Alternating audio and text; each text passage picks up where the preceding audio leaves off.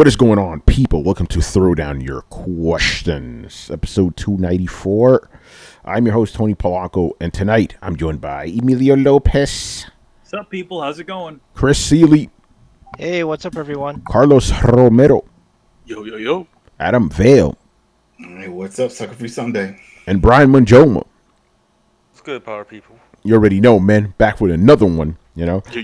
I don't know if we have anything to say off the top of the show. I don't know. We do real quick. We want to give a big shout out to Danny Pena, who joined us for episode 294 of Throwdown, and that was a really good episode, man. It was solid. It was a lot of fun talking about the Xbox Game Showcase, which has become, produced one of the greatest memes ever. That fucking ape from Halo. His name is Craig, by the way. Oh yeah. Yeah. I do like the fact that 343's, they're taking it in good spirits. So one of their employees, he's like, "Can we all agree this guy's name is Craig?" I'm like, "You were like, yeah, we're gonna call him Craig now." It's hilarious, man. So shout out to Danny, and shout out to 343 Industries. And shout out to Craig. Shout out to Craig, man. Anything that makes these times a little bit nicer, that is all good. All right. Anyway, so because of Ghost of Tsushima, I didn't have anything to prepare. So tonight I'm going to be reading your questions off the Discord, no editing whatsoever. So if anything sounds retarded, it's on you guys. Damn, got a lot of questions. What the fuck? You didn't get this many questions last week. I'm just saying. Oh shit! Or maybe I just went too far back. Give me a sec here. Actually, no. Let me check. Hey, Manny, fluff up a little bit. You got anything to plug? No. I mean, well, other than Excellence coming out and our little Comic-Con thing that we did the other week. Yeah. I mean, that's about it. Just check it out. We talk about good stuff on there. Talk about big things. Also, big congratulations to Sanford Green on winning the Eisner Award for Bitter Root, which is a really great book produced by Image Comics right now. And we did a nice little charity thing with Sanford, including including Spencer from Excellence, special T-shirt has Spencer from Excellence, and it has their main character from Bitter Root, which I unfortunately don't know the actual name of, but yeah, good stuff. Guys have been doing, guys are doing it out there, and it's really good. So, yeah. Shout out to the WrestleCast that is now on Spotify. Yeah. Adam's currently working on episodes right now. It's updated on Spotify and iTunes. So the horror show Extreme Rules, that's there. So now I'm just doing all the back catalog. It's like over a year's worth of stuff because we started in 2017 stuff there, 18's there. Now I'm doing 19, and we already got the 20s. So it's a lot. It's a lot of stuff. But yeah, they're both updated. So go check it out. All right, cool. Without further ado, let's get into it. First question is from Illustrated Dio. Right, he goes, "What?" Again, remember, none of these are edited, so just bear with me. What any amount of thought out software dream game would give you enough of an incentive to purchase Xbox Series X or PS5 on the week of launch? I'm guessing what games would incentivize you, He goes, my example, Scalebound, Rumble Roses, Metal Gear Solid 4 or MGS1 Remake, Rival Schools, Power Stone, Darkstalkers, Darkstalkers versus Guilty Gear. Very interesting, Dio. Arcade Racer, Burnout. All right, so yeah, Brett, perfect timing, man. What's up, guys? How you doing, brother? Late. Yeah, that is true, man. So yeah, basically, simplify the question. What games, real or imagined, would get you to buy a PS5 or Xbox Series X on day one?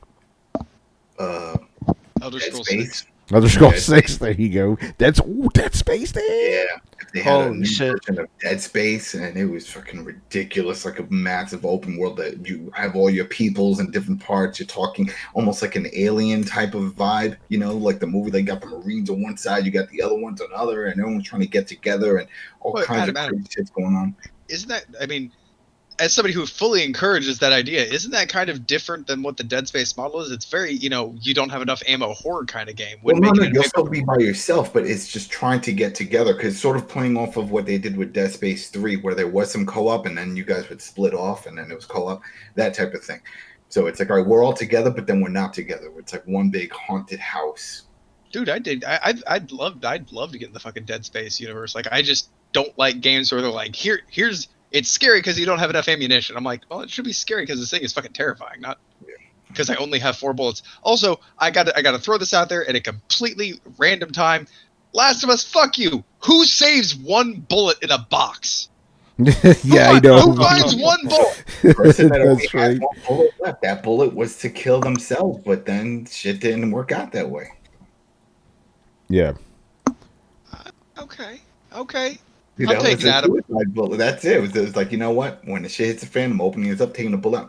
Like that one bullet, it's a special bullet. It's a silver bullet for in case werewolves show up, you know? I'm going to use that mentality every time I find a single goddamn bullet in a game from now on because I hate that shit. Yeah. No, it's games do that type of shit. Like I remember, and by the way, this is not the only example. There's plenty of examples like this. But like in Dragon Quest Inquisition, I was playing. I'm fighting giant fucking spiders, right? Giant spiders, and what do they drop? Skeletons. I'm like, you don't have a skeleton. You're a fucking spider. Like what the fuck? You have an exoskeleton. You have an exoskeleton. Maybe You it know? was the adventure they just ate, though. Yeah, maybe, but I thought they dissolved their food and sucked it all up. In Resident Evil 4, you could kill the crows and they drop gold. Yeah, it's So- like, wait, what? Yeah. Where'd that come from? Yeah. No, you know, they eat the gold. They eat the gold. But I'm Yeah, like, it I'm looks like shiny yeah. things. But yeah, that shit is like, you're a spider. How do you drop a rib cage? You know? My only problem with the bullet thing, too, especially in Last of Us, is like, just don't make don't make it a box. Make an an asset that looks like a couple scattered bullets. Yeah, that's a cheap shit right there. Anyway, as for the question, Manny, what would get you to buy one of these systems on day one? A real game or a fantasy game, A real game? or a fake one? It's Manny, just say Metal Gear Solid 6 by Hideo Kojima. I don't need one of those. but if it existed, would you buy a PlayStation 5 if it was an exclusive? You know you would. Come on now. Maybe. Come on, son. I'm gonna say this. I'm gonna say this. Thing about it Shenanigans. is, I'm fine with everything over now. You know what I mean? Like, Yeah, I but don't if, man, if. I don't You really, keep I don't lying really on me. need another one. To be honest, I don't really need another Metal Gear game. If one comes out, You don't need it, but you'll buy a You'll buy it though. All right, man. How about this? Hurdy Gurdy 2, man. You get Hurdy Gurdy No, 2. that is not even a console seller. No, that is not even. Even Can I somebody answer for pretty much everybody? Go ahead. Monster Hunter 2. Now, Adam doesn't care. no, not me. Really? No. If they brought out another Monster me. Hunter, you guys would No. join? No, I didn't enjoy maybe the if it was a Monster Hunter World. No. Are you taking into account the fact that everybody would be losing their shit and you'd be falling behind No. not being able to play with your friends? It doesn't matter. To me, that's the thing that sells it. Like there's like a FOMO that happens with a game like that because like you have to ride the wave, otherwise you're just fucking left behind forever. That's me with Death Stranding. That's what I'm saying. If they came out with another Monster Hunter, I'd be like, fuck. So it's either buy the system or be left behind the curve forever. Brett, I wouldn't put me on the spot. never. Because everybody is playing it. Have I ever bought a system or anything like that because everybody was playing? You don't like multiplayer. Yeah, I don't like multiplayer, and it's never something that's ever sold itself to me unless there was some sort of thing that was so interesting about it. But none of those games have But ever sold. here's the insidious thing, Manny. It wouldn't be that thing trying to sell it to you. It would be Tony and Chris. I wouldn't sell it to him. Manny, Again- I know Manny again- better. I wouldn't. Yeah. Again, it would never be. Yeah, no. Tony I'd and still Chris, be like, what do you come to play with us? What do you come to play? What do you Yeah. come to play? That doesn't work on Manny, dude. That doesn't work that on doesn't him. work on me, man. Right. It has to be something very specific that I like. It's never It's not. I don't follow the crowd, dude. Brett, the Division 2 was $2. It was $2.99, $3. And I still don't own it. He didn't want to play it. And he could have just joined up with us, and he still didn't do it. Because again, it didn't have anything that really interested me about it. Yeah, anyway, Not a we system we seller, veered Brett. off the track right here. So, Manny, is there any No, game? that was my answer. Oh, Monster Hunter. Here's the thing. My answer is I'm not done with Monster Hunter World right now. I'm still got plenty of Iceborne. So give me 2 years at least. You know, that's my answer. I'm like, oh, you're cutting off Monster Hunter World right now, but I still got more Iceborne, man. So Mm, Yeah, yeah. I can't really say something. I have it might have to be something I haven't seen yet or something like that. But I can't really say bringing back a franchise. I don't know. There's not really. I mean, a lot of the franchises that are really enjoyed are still sort of around, or either kind of I'm cool with them being gone. What about Deep Down? Manny doesn't What? care about that. Shit about that? Do That's you? Brian. That's Brian. Nah, I don't know. It's just Honestly, Manny, I've known you a good amount of time. I kind of get what kind of games you're gravitated to, but every time I think I know what kind of game you're gonna like, you give me the slip, man. I turn the other way because Yeah, I think it's Manny's the not. most predictable out of all of us about the I'm, type of games he likes, and Yeah, think- I mean, I'm pretty predictable when it comes to like, okay, if it's got if multiplayer is the chief selling, He doesn't point care of a then. game, Yeah. I don't give a shit. Don't care.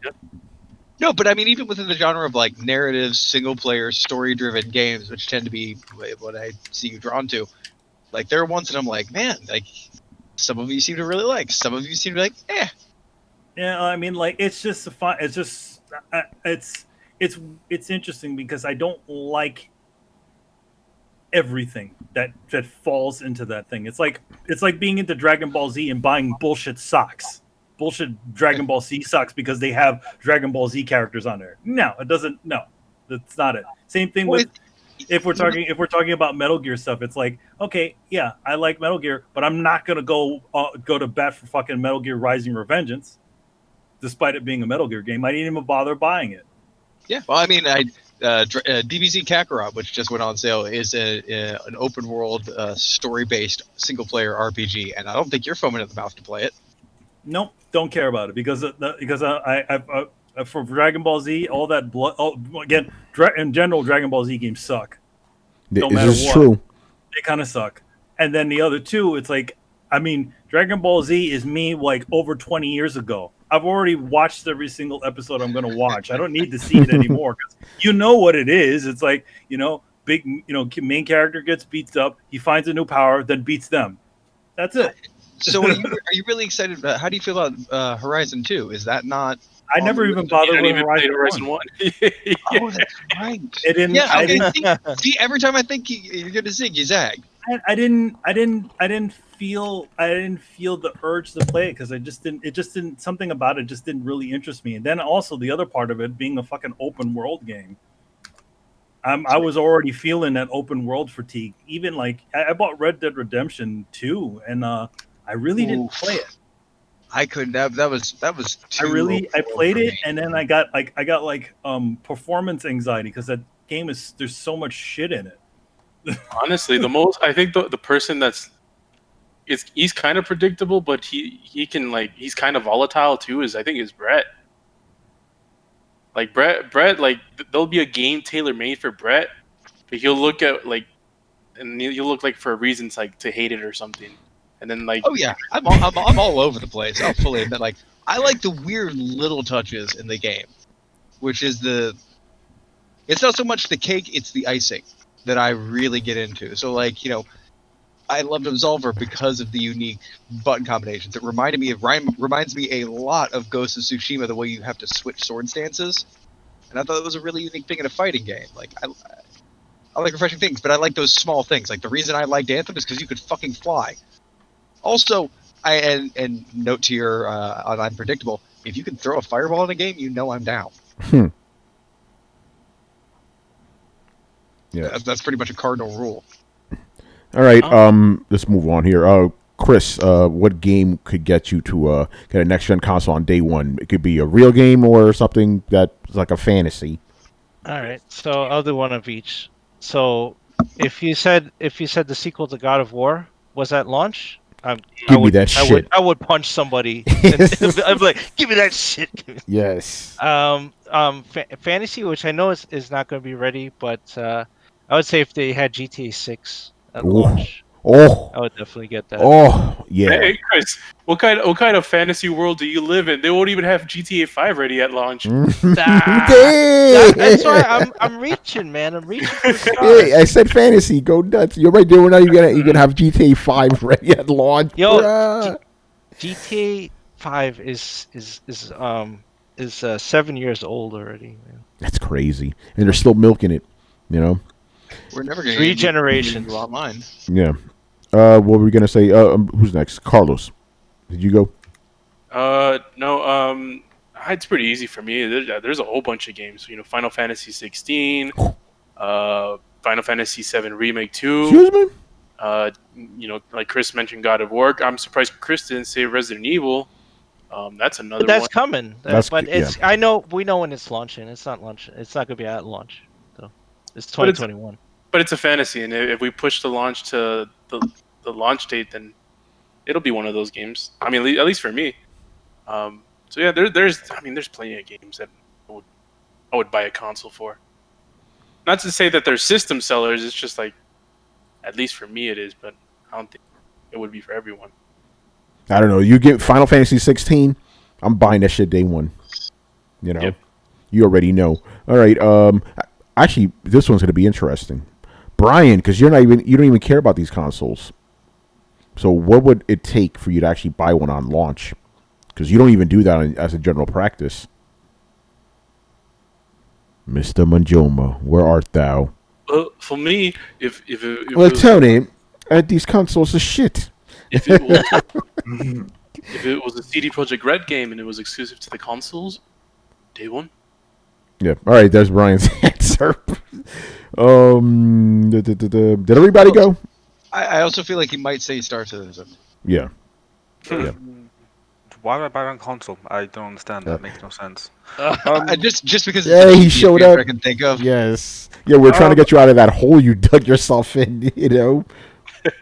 Like, where's this dude hiding right now? Maybe he's under Big Ben and shit. Anyway, go ahead, man. I actually was giving it some thought, and I don't think there would be anything that would make me want to, purely because I'm scared that they'll fuck it up.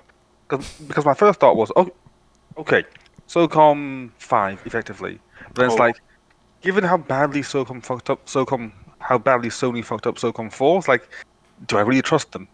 I don't. Okay. Dragon's Dogma 2. It's like, yes, that would be quite nice. It would look quite nice. But then how Capcom handled Deep Down, it's like, I don't know. I don't trust them. So I just kept on going through all my favorite franchises, and it just came to the point of, do I really trust them to make that game? And the answer was no. So I actually don't have any good answer. All right, fair enough. All right, everybody went, right? Yeah. Yeah, because we kind of went off track. That was a good conversation, though. All right, next up, we got Annihilator83, who asks, how many games do you think you can get out of a series before it feels milked to death? Interesting. Ooh. That's a tricky one, because if the games are constantly good, then you want to keep them going, you know?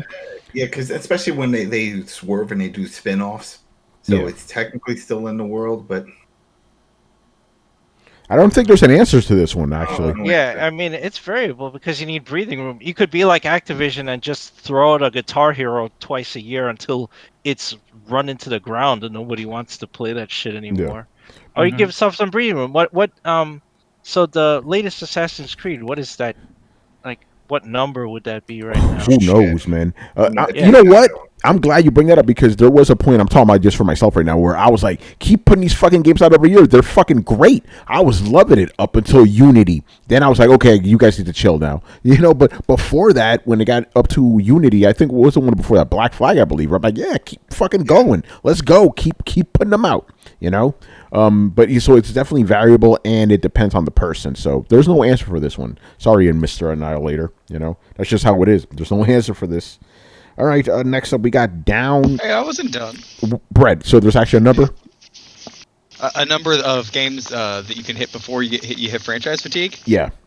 I don't think it's a number. I think it's an amount of time between games. Interesting. Right. Explain, sir. I don't think we'll ever get sick of Elder Scrolls games. I'm playing that shit since I was 16. It's pretty much the same game, polished up and polished up and polished up. But it's like a decade between fucking releases. so you have time to get unfatigued. Whereas there are games that could come out once a year, and by year 3, you're fucking done with them. Like, I just feel Elder Scrolls, as long as video games are around, it's going to be kind of a tentpole series. Even if Bethesda happened to go under or something like that, somebody would pick up that IP because it is kind of just a landmark RPG. So I think that as long as you don't, I mean, are we going to get sick of GTAs? I mean, how many GTAs is it going to take? It's been 7 years since we've gotten one. Are you feeling franchise fatigue after 5? I'm not. So I'm still itching for number 6. So I don't think that there's a number you can put on it. I think that there's probably a formula of this many games in this amount of years is too fucking much, and I would say that that's 3 consecutive annual titles, and I'm done. I need at least a couple of years. But again, that goes back to what we're saying. It's kind of per person as well, you know. Like I think I had 5 Assassin's Creed games 5 years in a row. I'm like, yeah, keep them fucking coming until they fucked up, you know. So it depends on the person, really. Yeah, I think it also depends on the genre, because if they keep making Hitman games, I'd be happy. Yeah, Like, exactly. I never yeah. get tired of Hitman, but Hitman's not an RPG. You know, Elder Scrolls is a huge fucking game. So if they were popping that out once a year, you couldn't I keep think up. it would just collapse. Yeah, no, you can't keep. Yeah, can't keep up with that shit. It's too much. So again, variable. It depends on the genre too. You know. Mm-hmm. Yeah, like I don't know. Like it depend. It sort of depends. Like for you talk about Assassin's Creed. I mean, after Assassin's Creed, Revelations. That's when you checked out. Yes, Assassin's Creed Revelations. When they killed Desmond, I was like, you know what? Well, that was 3. Did you? You didn't play 3, did you? You didn't get to that. Okay, so 3 then. Yeah, 3 was probably the worst. 3 was bad. Yeah, 3 was pretty bad. Like I think that was the one I stopped. I just like, Yeah, you didn't even bother with Black Flag. I didn't bother with. Well, you know, I played a little bit of Black Flag, but then I just I lost all sort of connection to it, because it's like he's not even. You know, they killed off Desmond, and so like, what's left now? It's just a pirate game. Random It was a really good pirate game. Didn't care for it. You know, all Pirate right, games, yeah. whatever. I mean, if I was into pirate games, I'd be like, oh my god, Sea of Thieves. Yeah, no. Oh, by the way, you know, I watched the Ubisoft show. Where is their pirate game? You heard a rumor about that one, right? That they're gonna turn it into their version of fucking Battle Royale now. Yeah, they're changing everything about it. All right, that whole show is jacked up, so I'm not surprised. Speaking of franchise fatigue, Brett was fatigued with that franchise when it was announced. No shit. Yeah, well, I mean, when you announce part of Assassin's Creed Black Flag, it's not super exciting. Yeah, well, now it's worse because now it's fucking Battle Royale apparently. All right. Yeah. Oh, by the way, shout out to I think I forgot the number, but it started with JR. Just followed us on Twitch. All right. Thank you. Appreciate that. Why didn't this thing give me the alert? That's stupid. But thank you. Appreciate that. All right. Next up, Down Clown 13. And again, remember these questions are unedited. All right. If both Xbox consoles do tank, yet Game Pass wildly surpasses all expectations profit-wise, do multiple outlets of access, will Sony follow, seeing that they could avoid taking losses on consoles being invested in Epic and such? So I guess he's asking, like, if the Xbox consoles don't sell well, but Game Pass does well, will that make Sony want to follow suit and do their own version of Game Pass? I think that's what he's asking here. I mean, to be honest, it's like they already left the door open for it. Yeah. I mean, what is PlayStation now? It's literally the same idea as Game Pass, except it's not developed to that point. And I think once that starts to show itself a little bit more, maybe that's when they'll start to push a little bit more. Or even, who knows, maybe in the next generation they will do that. Who knows? The one thing about Sony is that you notice this throughout a lot of their stuff. They sort of dip their toes in a lot of different things, and then, they don't focus too much on it. It's the same. It's like with it's like maybe the VR might be a little bit more of a serious thing that they're doing, but even then, it still feels like a toe dip. And then once it starts to prove itself to be something, that's when they start to fully commit. Yeah, I mean, yeah, like you said, the framework is already there. They could do it, if they want. It just depends because remember the big thing with Xbox Game Pass, you could download the games. Mhm. I'm But not I mean, sure. Yeah, some of the games on PlayStation now, they download them, yeah, yeah. You especially can some the of PS4 games. You can yeah, obviously not the PS3 games for obvious yeah. reasons. Cell processor, but yeah, you could do that with. So it's already kind of there. I don't know if they do the discounts because that's what Xbox Game Pass. Because here's the thing about Xbox Game Pass, some people don't talk about. Those games are not there forever. They do get taken off, but they give you about a month in advance. Like, hey, this game's gonna be taken off, and if you want to buy it, you can buy it at a discount. So that's pretty good. And they notify people through the app. If you have the app, you get the notice. They send you an email. They send you a direct message. I mean, they Yeah, definitely. I know they sent you the email. Oh yeah, shit. I get notifications. That's the sad part when it says, "Oh, this one's going bye." I'm like, I didn't finish it, and then they just send me a middle finger back, and I'm like, all right, whatever. Yeah, we'll buy it, bitch. That's what they're telling you. I mean, but and therein lies that is a smart move where it's like, okay, yeah, you're essentially sort of sort of semi renting the game, right, Yeah. for a little bit of time, right? Pretty It much. goes up, and if you just if you like the game a lot, you can continue to play it and just they'll give you a nice little discount. These are all the things that Microsoft is doing with their Game Pass is shit that Sony should have been doing. Even to the point where I was like, okay, yeah, if you have Xbox Gold, you get Game Pass. Yeah, no, and they're already tying Project X Cloud with Game Pass and all that. That's what you should be doing. By the way, okay, so this question ties into a question from another user. His name is Romudeth. I don't know who this guy is, but Who is that? sounds like a pretty smart guy. He has a question about Xbox Game Pass. All right, Xbox Game Pass is objectively one of the best deals in gaming, giving subscribers access to hundreds of titles for only $15 a month. Why don't more people give a shit about it? Is it purely because of fanboyism or is it something else? And I bring this up because a little bit of a shout out to Alana Pierce. She used to work at IGN. She did this video about 15 minutes long, and she was wondering, like, why the fuck aren't people talking about Game Pass? Like, you had all these games for like $15 a month, and nobody gives a fuck. So I was thinking about, like, yeah, how come people don't give a fuck? And I brought it back to myself, like, Tony, why don't you give a fuck? Right? Like, I don't care about Xbox Game Pass. And I thought, what if it was on PlayStation? I'm like, I wouldn't care about that either. Then I had to take myself out of the equation. I'm like, oh, Tony, you kind of don't have to pay for a lot of games. So it's not really for you, it's for the masses. But why don't regular people go, fuck, this saves me money, I'm going to jump in on it? So what do you think it is? They don't understand it. Is that what you think it is? I think it's a misunderstanding of what it is. I think they think maybe it's streaming or something, and they're not fully getting, or maybe they think it's like a one-time thing. They don't seem to grasp that you also get the Xbox. By the way, I'm gonna tack in another question with this because it's related. Okay, because I agree with what you're saying, Adam and Manny. What can Xbox do to actually make people aware of this shit? So if people don't care, what could make them care? And how do you communicate it? This is super easy. Super easy. All right, Adam, you go first. You go first, and then Carlos next.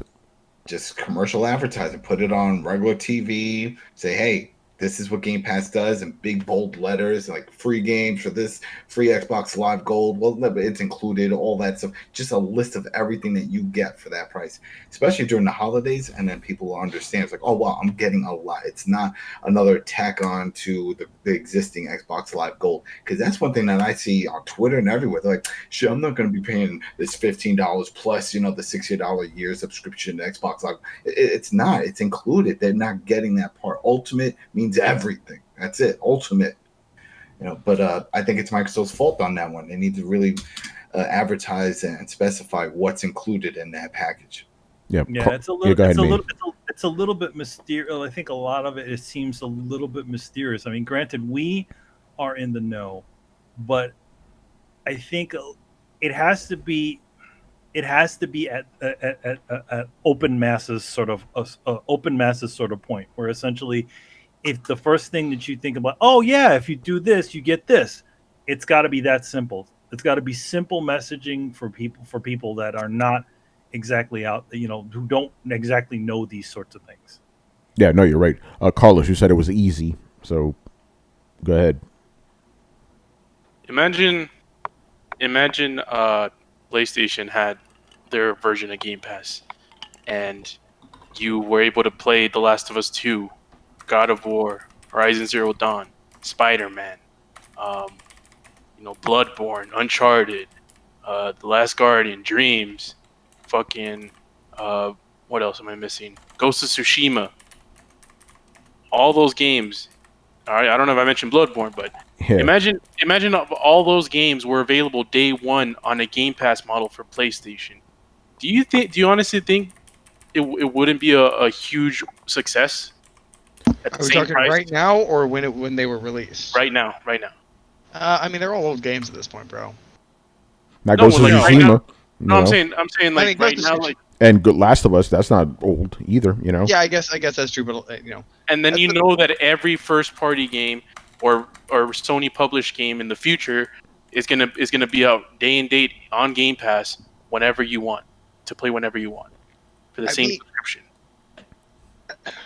The reason is, so let is me this for next gen or is this for right now? this is for all gen. No. I'm saying with the I release don't of believe next in gen, generation. this is if they release this like tomorrow, right? Yeah, well, let's say they Okay, released it 2 months ago, whatever. It doesn't matter. Well, it kind of does because if they release this thing, with the release of the next gen, then you're just giving away a bunch of last gen games as incentive, which isn't nearly as impressive as giving away current games, aka releasing it now. No, Not trying to split hairs, but trying to split hairs. You're definitely splitting hairs because it's the point is you're gonna get all the Sony library to play and every new game that comes out plus whatever third party stuff they get. Just that within itself, people play for PSN Plus, and that's a piece of shit. Let's just be honest here. So to get to my point, the reason why I mention this is because I think that, and just think about Nintendo's as well. Xbox's games, while they do have good games, their catalog is not as compelling, not as mainstream, and not as captivating to a good chunk of the audience as Nintendo or PlayStation is. I think that's just the facts. I think I agree with you on that one. I didn't really. It's funny because I was just about to say I never thought about that, but it's so obvious, isn't it? Let's just be honest here. And I've said this plenty of times myself. Sony has better games than Xbox. That's just a fact, So maybe that is a good reason why people don't care about Xbox Game Pass. They don't give a fuck about the games because the games are mostly lackluster. Just imagine. It's still no excuse because a lot of them are top selling games. Yeah, but they're always late. They always get there late. Yeah, but if you're not into buying them, if you're like, all right, I ain't got the money for something like that, and then that comes out, it shouldn't matter if it's late or not. You didn't spend any money on it before, so no, sure. But just imagine if Nintendo says this, bro. It's like, oh, so what? So the next Pokemon game, the next Mario game, the next Breath of the Wild, the next Mario Kart, the next all of those fucking games. Whenever they come out, I don't have to pay anything other than the $10 a month subscription that I already pay. And I get to play all the old games too. Yo, if there was Nintendo Game Pass, that shit will blow the fuck up. I think that shit would even be bigger than PlayStation's. Yeah, without a doubt it would. Because Nintendo, imagine if they put all their old games on there. Are you fucking kidding me?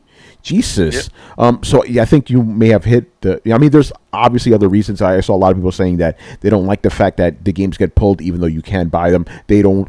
They don't like digital models. They want physical. There's other reasons, but I think you're right. I think it's the games library because if this was Nintendo doing this shit, there would be no question, man. This would be huge, And let's just be honest. Yeah, those Xbox games not very compelling. They're not. Even Xbox guys aren't fucking buying them. I mean, to the physical people, I have to say, how big is your DVD collection? They may have big DVD collections. Manny, how big is yours? Manny's a physical guy. I have a pretty decent size DVD. Yeah, I have a huge DVD collection. I put that shit in a box. I'm telling you, he knows it. They know. I used to have bookcases, and I just got fed up. I was like, I live in clutter at that point. I was like, all in a fucking box. I only take out the ones that I really like. Yeah, Adam. I just recently, that last week, I put my Xbox 360 collection. It was a fucking huge one. It was in a fucking bookshelf, and I put that shit in a box. Yeah, it's in a fucking box under my router and shit over there in the fucking corner of the office. Yeah. Chris, Xbox Game Pass. Why do you think people don't care, and what can Microsoft do to better advertise it? I just think Microsoft has been negligent on explaining what it is. I agree with Adam. They need commercials, and they need like Nintendo level commercials. They need a couple people sit down and need one guy who's like average Joe, and he's like, I don't understand. Well, how did you get this game? And he's like, I got Xbox Game Pass, and it's like, yeah, but you're playing Halo right now, and he's like, yeah, look at this shit. And then they need to explain it so that in a way that everyone can understand. They need to do it like as simple as possible. It's like, if you pay for this service, you're getting like our key titles like day one, and you don't have to pay full price. And then afterwards, if they expire, you get them at a discount. Everything you said, they need to explain that very simply to people, and they need to put it out there. Or do like you just said about how Nintendo does that. I remember I saw one for Animal Crossing, and it showed a daughter and a mom. And the daughter was like, "Oh, the mom's like, what are you playing? Oh, yeah, I want to play." And then next year they're all playing together and doing that. They can do the same type of thing with this. So if like how I deal with my kids, like, "Oh, I want to play Minecraft something," and then I'm like, "Oh, okay." So I go into the Game Pass app, I see it's there, boom, I download it. It automatically downloads it to the console, and then she's playing it, and that's it. So it's like there's a bunch of games. Like anything new this week? Yeah, there's always something new. This, and then I take a look. It's like, and then I'll read off some names. Oh, you want to play Banjo? Okay, beep, and then that's it. And Tony, you did have a good point. Xbox doesn't have, like a strong first party library like Nintendo does, right? They don't. But they should be throwing money at some people to get other games, big third party games on Game Pass. Like get Dark Souls Red on Dead there. Redemption 2. Right. Get Rockstar on that. Get They did, anyone. right? Am I the only one? Am I the only one that remember that they had Red Dead 2 on there? No, they had Red Dead, they had Grand Theft Auto. Like, I'm really confused as like what the argument is here, because it seems like the only thing that makes sense is that they aren't advertising it enough on. All right. Well, TV. even I didn't remember that. Oh no, so. I don't remember that. This year. I honestly don't remember. Brian, I'm not saying you're wrong, but think about it. None of us remember that, but you. Because you guys don't care about Xbox. Yeah. See, that's the thing. Like, you don't have Game Pass like Adam and I do. Like, I remember it because it was a big thing, and everyone made a big hoo-ha about it. Yo, man. Yeah, but Brian, hold on. Yeah, but Brian, that goes back to what I'm saying though. Why don't people care, and how do you get them to care?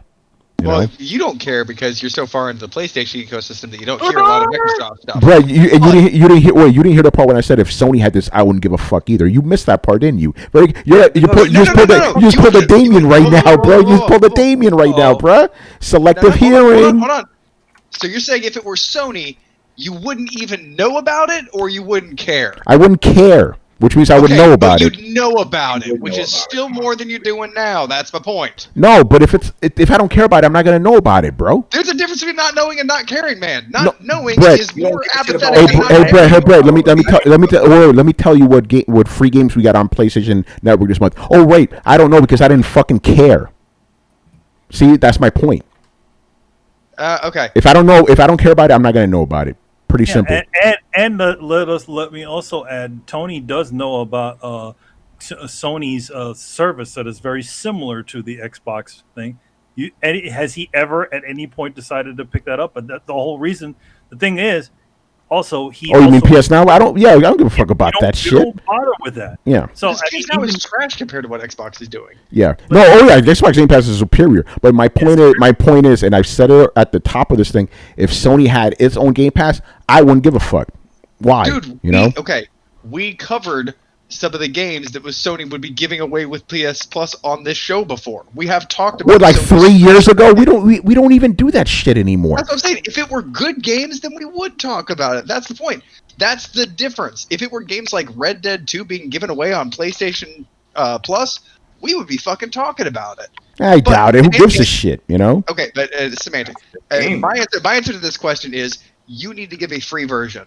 A free version that has some of your basic titles, some of your, not necessarily your newest ones, but people need to be introduced to the premise. A lot of people don't know how this technology works, if this technology works, how well it works. So you need to give people some free games. Have it preloaded on the system, give them some free games, show them the ones that are locked off so they can be like, oh, dude, motherfucking, Red Dead's on here. I didn't know Red Dead was on here, but it has a little lock by it. And you're like, dude, I'll fucking pay $10 a month just for Red Dead. And then, oh, it's got this on here too. Like, so let people introduce people to the premise and then let them know what's available in a non-aggressive way. Like, yeah, kind of a paywall is not great, but a paywall for something free that says, like, here's the ones you get for free. Here, it's a basic demo concept, and it's not unheard of in today's day and age.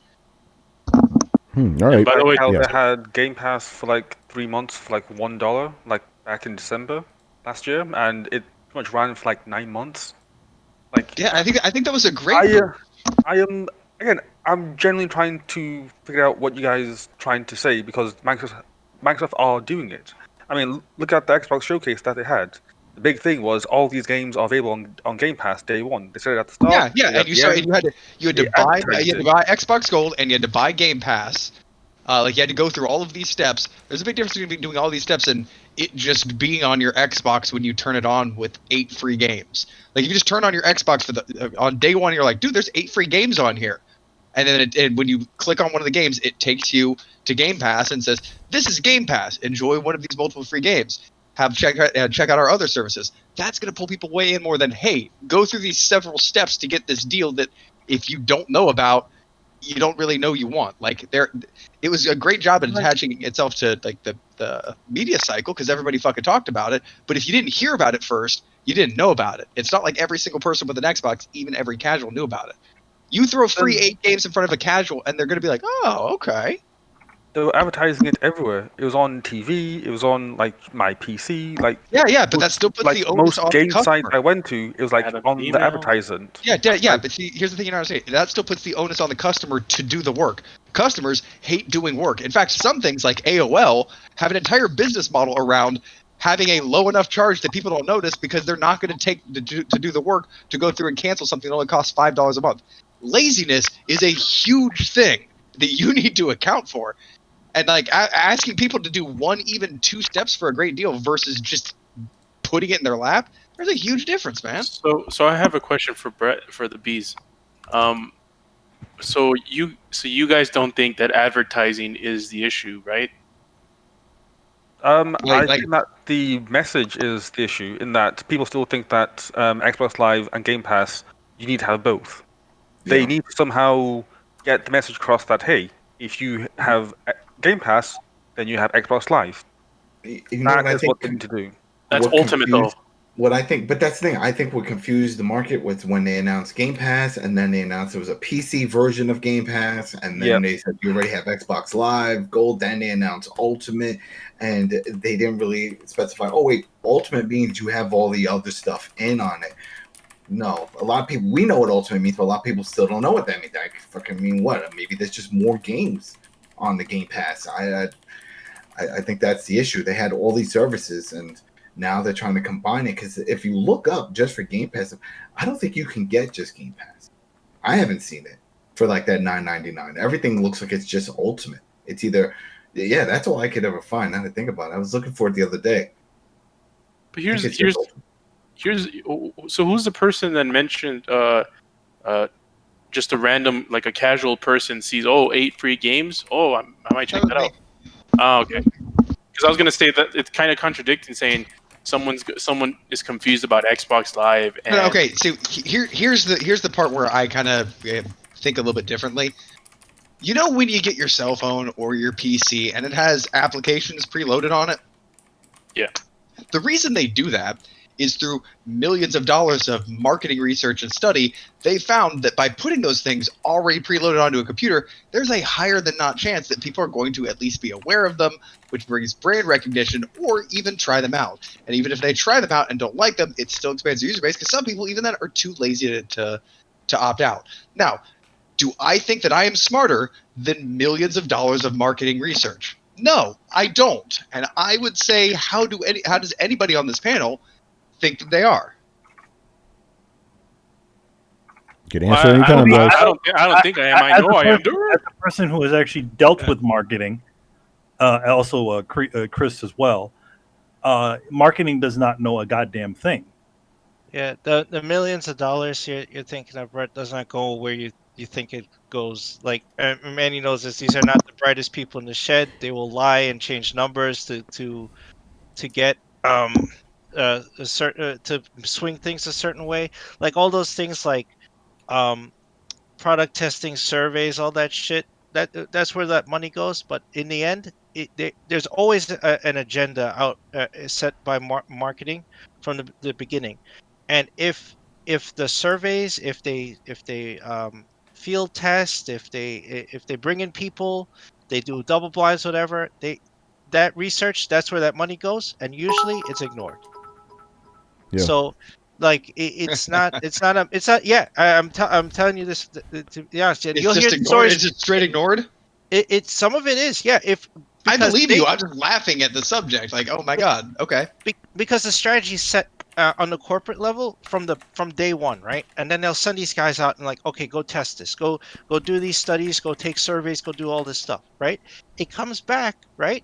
And if it doesn't align with the original strategy, very often, I'd say like 4 out of 5 times, they'll just go, fuck it, we'll do it anyway. Okay, but that then leads me to believe, do people actually buy Norton antivirus? I thought it was just in existence when everybody bought a PC and enough people went along with it, they stayed in business. And malware and spyware for free. Yeah, dude. Like, do people actually go and download this on purpose, or does it just exist on computers naturally? Oh, Brett, like it's like the same reason why Internet Explorer exists on your Windows PC. Like, I mean, that's just like part of the company, but like, you know, a lot of these things they do deals where it's like, hey, put my software in your new device, and I'll give you this much under the table. Yeah, and the reason they want people to put their software in their device is so they get exposure. Like it's just a simple premise. Like I gotta interject because there's no intelligence to that other than I'm giving you money so you can put my app in your thing. Okay, I just want to make sure that I'm getting the argument straight. Are you guys actually saying that by putting the program with free games already on the system that you would see no increase in sales of the service? Is that what you're telling me? That it wouldn't help at all? People need to know it's there, dude. And that's what it is. Like when you fire up your Xbox, it's fucking there. Do you realize how few people watch commercials anymore? Number two, people need to know that it's there. And the other part of it is that you have to attach it to whatever thing you're doing to. In other words, you know, when they put Norton antivirus on your computer, they never say it. They just say it's just within there. It should be. Okay, dude. Before you move on, I gotta ask a question about your first one. How do people know about it? How do people know about it? Yeah, if you don't watch TV, if you don't have cable, and you don't listen to like Pandora. Like my roommate Morgan does not come into contact with commercials ever. He does not know what movies are out. There's a lot of people who are cord cutters that don't. Well, we're also not talking about just watching television or. Okay, on YouTube, I'm going to skip every 5-second ad. I don't give a shit what it's for. Yeah, like, how do you in this age of advertising where people don't have to listen? You can get around your pop-ups. You don't have to watch commercials. You don't have to listen to commercials. You don't have to watch YouTube ads. Like, where is everybody getting this information? Yeah, but Brett, that's like, you know, there's a lot of Nigerian princes out there, and the people who fall for it are the people who fall for it. But it doesn't mean that it's an enticing way to advertise something just because it's something that exists. No. You guys are missing the point. Brett asked a very valid question, right? I fall into that category. You know where I get all my news from? Literally all my news now from Twitter. I don't go to any of those places. So how do you get a person who's like me to actually see this shit? When I'm on YouTube, I have my fucking anti whatever on. You know, the commercial. I have ad block on. I don't watch TV. I don't listen to radio. I don't do any of this shit. So no, listen. Let me finish. So it's a valid question. We're kind of getting deviant. How do you advertise to somebody who pretty much lives off the grid effectively? You know, that would be like, hey, if they knew about it, like, hey, this is cool. I wish somebody would have told me about that. You know, but that's assuming that everybody lives off the grid. No. I didn't say that. Manny, you didn't listen. I said those people that live off the grid, not everybody. I'm talking about. But again, they're not looking for the guy who lives off the grid. They're looking to grab everybody who is paying a fucking. Yeah, but everybody lives off the fucking grid. Yeah, they don't want someone off the grid. That means they don't give a shit about the internet. By the way, not off the grid. Out of the media cycle. Thank you. Yeah. I'm not talking about a guy living in the woods. That's you know, assuming that every single person is off the. We're not assuming that. We're living in a spider web, man. Do you think that millennials listen to commercials? Do you really think that 18-year-olds listen to fucking commercials? Yeah, nobody does, bro. So let me answer your question with a question. What web browser do you use? Chrome. Why? Because I like it better than Explorer. How did you find out about it? Did you see it in a commercial? Did it come installed with Windows? It actually works better with the ecosystem. No, you don't answer my question. How do you know? Because Chrome's been around forever, dude. That's why. How did you know to install? Like, how did you find out about Chrome? Because my girlfriend told me at the time. There you go. It's a fucking web. Someone told someone, and then that person told something. It's a fucking. You're making my point for me. I didn't learn it through advertising. I didn't learn it because I saw a commercial for it. But you didn't learn about it because it was pre-installed. That's your argument. It's like, no, but that's how I know Internet Explorer is a thing. No, yeah, it's a thing. That's how I know Norton Antivirus is a thing. It's a thing, but it's not the thing. Do you get my point? Like, yeah, of course, if you put something in someone's face, they'll know about it, but it's not the most effective means to sell it to people. So what is the most effective means? I'll say this. You're correct. When something is dominating the zeitgeist as a clearly superior thing to the point where everybody just about universally uses it, yeah, at that point it works because it's already in everybody's fucking mind. Everybody instinctively knows to go to fucking go download Chrome. If you don't know, 4 of your 5 friends know and are going to immediately tell you to. Yes, once you've reached that level of permeation, the rules change, man. Because then you become the default. Then you become the incumbent, and you're harder to push out. That's when the rules flip-flop. You don't have to do anything because you're already in there. You don't have to create marketing because everybody's already talking about you. Kleenex doesn't have to advertise because it's fucking Kleenex. It's tissue paper. It's synonymous. Most of the things that you Discord, well, this wasn't zeitgeist like not too long ago, but I've never seen a fucking commercial about this shit. This didn't come installed with my PC. Neither was Twitter.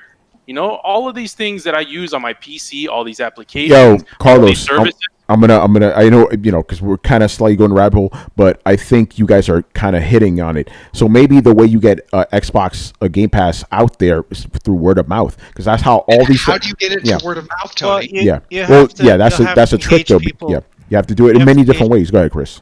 You have to engage people in different ways. It's not just television commercials. Yeah, that won't work. Sometimes you need to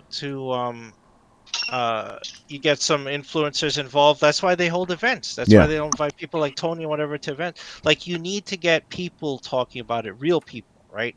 Not just your marketing team and not TV commercials and all that stuff. You need to invite influencers. You need to get people streaming your stuff and then talking about Game Pass. You need to make contracts.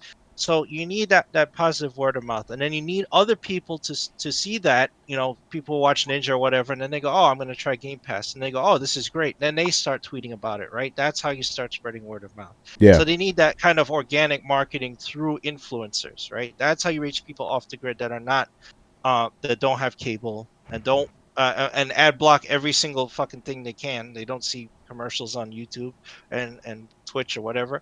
But you see a person maybe you do trust or a friend of a friend that does engage in that, and then they see it and then they tell you, right? That's what they need. Yeah, no, that's a great solution for it. Actually, you want to reach millions of people. Like, Ninja has a big audience. Imagine if that guy went out there, talked about Xbox Game Pass, right? A lot of that audience, maybe not a lot, but even if it's like 1% of them, that's millions of people. That's pretty good, So that's a good way of getting to like the more modern gamer who watches all these streams and influencers and stuff. That's actually a pretty effective way of advertising it, Hey, Tony. Yeah. How about if you take games that are already free, like Fortnite, and then offer cosmetic upgrades through Game Pass? Yeah, you could do that too. Microsoft, they could do a lot of things, man. But no, like the traditional ways. Yeah, what's up? Do you guys know just how many Game Pass subscribers there are? Over 10 million. 10 million. Yeah. Do you know how that compares to the competition services like EA Access and PS Now? But with PS Now, I believe it's 2 million on PS Now. Something like that. Yeah, Game Pass has been around it literally hit 3 years in June, and it's had 10 million subscribers. PS Now has been around for 5 years and has hit 2 million subscribers.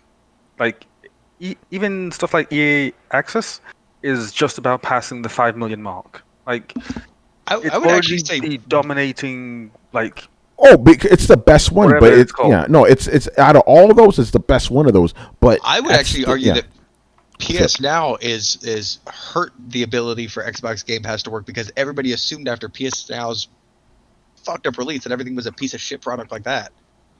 Oh, you mean Well, that it's then all when just streaming and all that? That's what Yeah, I heard. it's all streaming. They think it's all streaming. Yeah, they think it's a bad idea, and then you actually see Game Pass. You're like, oh, it works. We do have the technology. Yeah. So it's kind of burned a lot of people, made them hesitant to it. And because- Brett, let's be honest, Google Stadia isn't making any good arguments either. You know? No, that's what. No, none of them are. None of them are. Oh, None of the man. streaming services are, and that's the problem. And everybody assumes that Xbox Game Pass, I think, is the same thing. That was my original thing, and it wasn't until like I heard from enough friends or / tried it myself that I was like, oh, that's not what this is all. Yeah, it's not streaming at all. Yeah, And I it's- think that's what they need to focus on. So the question becomes like, well, how do you get them to? You have a friend play it and tell them about it. You have an influencer tell them to play about it, or you just shove it in their face and try and get them to try it on a whim. Entice them with game things that they know, DLC, cosmetic stuff. Like, I think the bottom root of all of it is you just got to get them or one of their friends to try it. Same argument I have for VR. You're never, even when you get it right, you're not going to be able to advertise it right. You're going to have word of mouth because there's no way to make a commercial for VR look exciting because everything is so much more intense in VR than it looks in VR. yeah. That's why Yeah. Coca-Cola, when they advertise, they always show it at parties. They want you to bring it to a party. Tell your friends. They don't want you at home watching a movie. Hey, you want popcorn and some Coke? Yeah, no. It's at the party. It's parties. Yeah, that's right. Okay, do you want Yeah. just like small numbers out there? Because I think that this is actually really quite fascinating. Yeah. Do you know how many subscribers Netflix had after 3 years? How many? Guess. Just have a wild guess. Get Netflix. Let's just be honest. Let's No, just, no, by the way, seriously. by the way, but before we even do that, right? Remember when Netflix first started out streaming, it was not as big as it is now. It was not a monster, you know. Still, It was go because for it it. was still this. You get this. It was 7 million. Yeah, maybe 3 million, maybe even less than that, to be honest. Okay. On its third year, so it started 2017, and by 2010, it had 2007, 20 million. 2007. Yep, my bad. Oh. Yeah. 20 million. Oh damn, subscribers. that's a lot more than I thought. Damn. Yeah, so Xbox is currently sitting at half that number. Typical Xbox, half the Yeah. number of everything else. I mean, I did. Yeah, like I am honestly okay, and the whole point I asked that is, what do you guys think Xbox should be on? That's what I'm trying to gauge because I don't understand like you guys' metric for Xbox being like not as big as it is. I mean, No. I think 10 the question. million people, and that's a lot. No. Nobody's. I don't think the question says how could they be big or how could they be successful. It's that what could they do at this point to reach even more Yeah. saturation.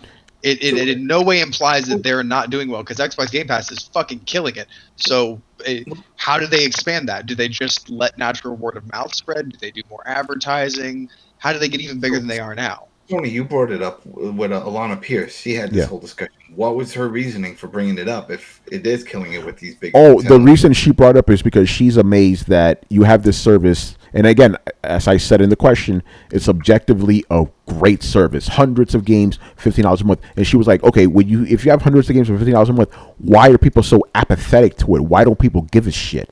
That's her main, Well, you know? shows that people do give a shit. Exactly, like yeah. 10 million people give a shit. If it was So- now 3 or something, then it's like, yeah, you're right. There. So I don't know what her personal number is, What but percentage of the what? But I can understand her question. What percentage of the total user base is that, and why should it not be like Xbox Game Pass? Should have an attach rate of upwards of 70%, in my opinion. There's no reason to own an Xbox and not own Game Pass. I kind of agree with that. By the way, again, we could only guess because this is Xbox. I think they've sold around 50 million consoles because last time I checked, it was around 40 million. So I'm going to be nice and say 50 million. So a fifth of their user base is on this. Wait, I got it. I see why. For Xbox Live Gold members, as of this year, 90 million subs. So 10 million from the 90, then yes, that's a low fucking number. Yeah. That's it. Okay, there you go. And she was just wondering how come people overall aren't making a bigger deal out of Xbox Game Pass than she feels they should be. And I agree. I'm like, you know, what like Xbox, like basically you would figure like maybe, and this is why I also brought up a part like, is it fanboyism? Because I'm like, how come Sony guys aren't demanding this shit, like beating down the doors, like we want our version of Game Pass? Most PlayStation guys, I'm guessing because the PlayStation guys are like, fuck that shit. That devalues games. I want to buy my shit regularly. Well, I mean, did anybody else think that it sounded too good to be true? Maybe, but like no. When I heard it, I was like, whoa. You're gonna take a $60 game that released last week and let me just download it on a $10 a month streaming? Remember? I was like, how are you making money off of this? It feels like you're bleeding yourself. I feel almost guilty for taking this, but yeah, sure, I'll try it. Especially for trying games. Like, I don't spend $60 on a game I want to try. It's like, I don't know if I wanted to spend $10 on a game that I could just play and I'd be like, I mean, if in a game drought, if you're just like, I don't know, man, like I bought DBZ Kakarot, I got it on sale, but man, if I had Game Pass, I would have just been playing that shit for free. Like, or I just would have been like, I'm waiting for a new game to come out. I'm gonna buy gonna buy Game Pass, and I'm sure I'll find something to tide me over until my next big release. Like, man, I don't know why you would buy it. Yeah. And honestly, when I heard about it, it took me like 4 people telling me about it before I was finally like, okay, seriously, is this like an actual, like, you get new games? And I think it was you. You're like, yeah. I just got Sea of Thieves. I was like, for reals? Yeah, like, in my case, releases? yeah, and on my case, it was $1. Yeah, and the day it releases, I mean, that just sounds fucking crazy. Like, am I the only one that when you first heard about it, you're like, is that really right? It's the music model. It's just like what Spotify does for all these artists. They give them a large sum up front, and they're like, all right, this is what we're doing, and we're putting it on, but they keep it long term, and then based off of the downloads or listens, that's how they adjust the rate for the following year, and But for the Xbox, it's the same type of thing where they'll give them a lump sum for putting the game on there. So it's not like, all right, well, put it on there and we're not getting any money. They are getting money. And then they get money added on top of that based off of the amount of downloads. So it's like, hey, I'm going to give you, I'm throwing a weird number, $10,000, right? And it's going to be up for 2 months on this server. But if you hit over, 15,000 downloads, you're going to get X amount in add-on money because of that. And then at the end of the deal, this is what you get. You get some bonus money on top of what you had based off of the downloads. So they're getting something out. And then, of course, you still have the option at the end to buy the game, and you get at a discount. I think they take like 10% off just because you are a Game Pass subscriber. So it's like, all right, not only do you get to download it or purchase it, but we'll give you a discount on top of it. It's a win-win for everybody. Studios involved in getting money. Oh man! All right, that was a good discussion. Next question, I got to bring it up. By the way, remember that picture I posted? Someone's calling that guy Craig Toast, or Craig Toast. Craig and Kratos. It's hilarious. All right, next question from Mr. Down Clown 13. All right, do you think 343 should have destroyed the Halo world and brought Master Chief to a new world, having his armor destroyed so you would have to upgrade as you go along or whatever just to make the game their own? Interesting question. No upgrades. I'm fucking tired of games that just shove in mandatory, like, upgrade systems just because everyone else is doing it. Like, I hated that about God of War. It's like, you don't need an upgrade system in God of War. Like, stop that. Like, stop shoving in shit just because everyone else is doing it. I think the main, that is a good point, but I think the main part is like, should 343 just completely start it off from scratch and redone Halo again? Well, they said they built everything on a new engine. So no, he's talking about the lore and everything. Oh, the lore, no. He mentions should they destroy the world, and I'm like, well, if you destroy all the Halos, then you can't call the game Halo. Yeah. Exactly, you're killing it. No. Yeah, I'm taking the question to be like, should they have like, maybe let's just say not the world, let's say the whole universe. A soft reboot. Yeah, a soft reboot. Like Master Chief ends up like the Master Chief that you've always known and loved. He just ends up in another universe completely. Not till the second game, man. Like if you take an IP like that and change it that drastically upon receiving it, then everybody's gonna think that you're being disingenuous to the franchise. If you kind of by the second game evolve it in that sense, like.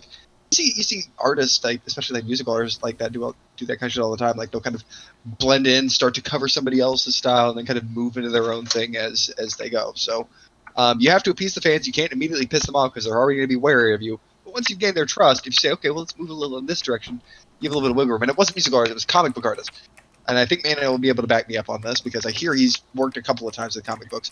When somebody takes over for someone else, they emulate the style of the person they took over at first before they start to let their own style slowly take over before gradually having it kind of be their thing. Not so much nowadays. More so back in the day, especially when a lot of artists sort of wanted to sort of went in the direction of the guys before them, like Steve, like we'll talk about John Romita Sr. In the beginning, he did sort of draw a little like Ditko, at least the ways he drew Spider-Man, but everybody else he didn't. He didn't draw like all the kind of Ditko kind of drew people weird. So it's like some people did, some people really didn't. Jim Steranko tried to essentially started off as a kind of a Kirby sort of clone, but then sort of moved in his own direction. So it kind of depends on the situation. Like nowadays they don't do it's less than that. Like sometimes they'll just have like a totally different looking artist just draw the next 6 issues. But then again, that's the way they're looking to they're more looking for you to sort of read these books in those 6-issue arcs rather than just a full-on long run thing. All right. Yeah. I don't like the idea of. I'm going to take this opportunity to thumbs up over at Ghost of Tsushima. Like, I think that it's not that you can't do it, the leveling up stuff. Like, I think you just need to do it right. Like, does it make sense? Like, have I learned a new fighting technique? Have I gained a new weapon? Not, now your hammer stuns 2 enemies. Like, well, why does my hammer now stun 2 enemies? Like, that doesn't make any sense. Or the thing I like the most is, can we please bring back the more you do something, the better you get at it mechanic? Instead of the free, like, hey, I've cut down enough trees, now suddenly I know how to wield 2 axes. Like, that makes no goddamn sense. I miss the days where, like, you want, like, your athletic skill boosted, then fucking run, bitch. Just keep running. It's like keep GTA, running. Remember that shit with CJ? Yeah. Dude, that's what I'm saying. That was the best leveling system fucking ever. Because then you could be like, dude, I want my guy to be jacked, and then you eat too many donuts doing a fucking mission, fat. and then you're like, damn it, now I got fat, and I got to ride my bike around, and then I got to fucking lift again.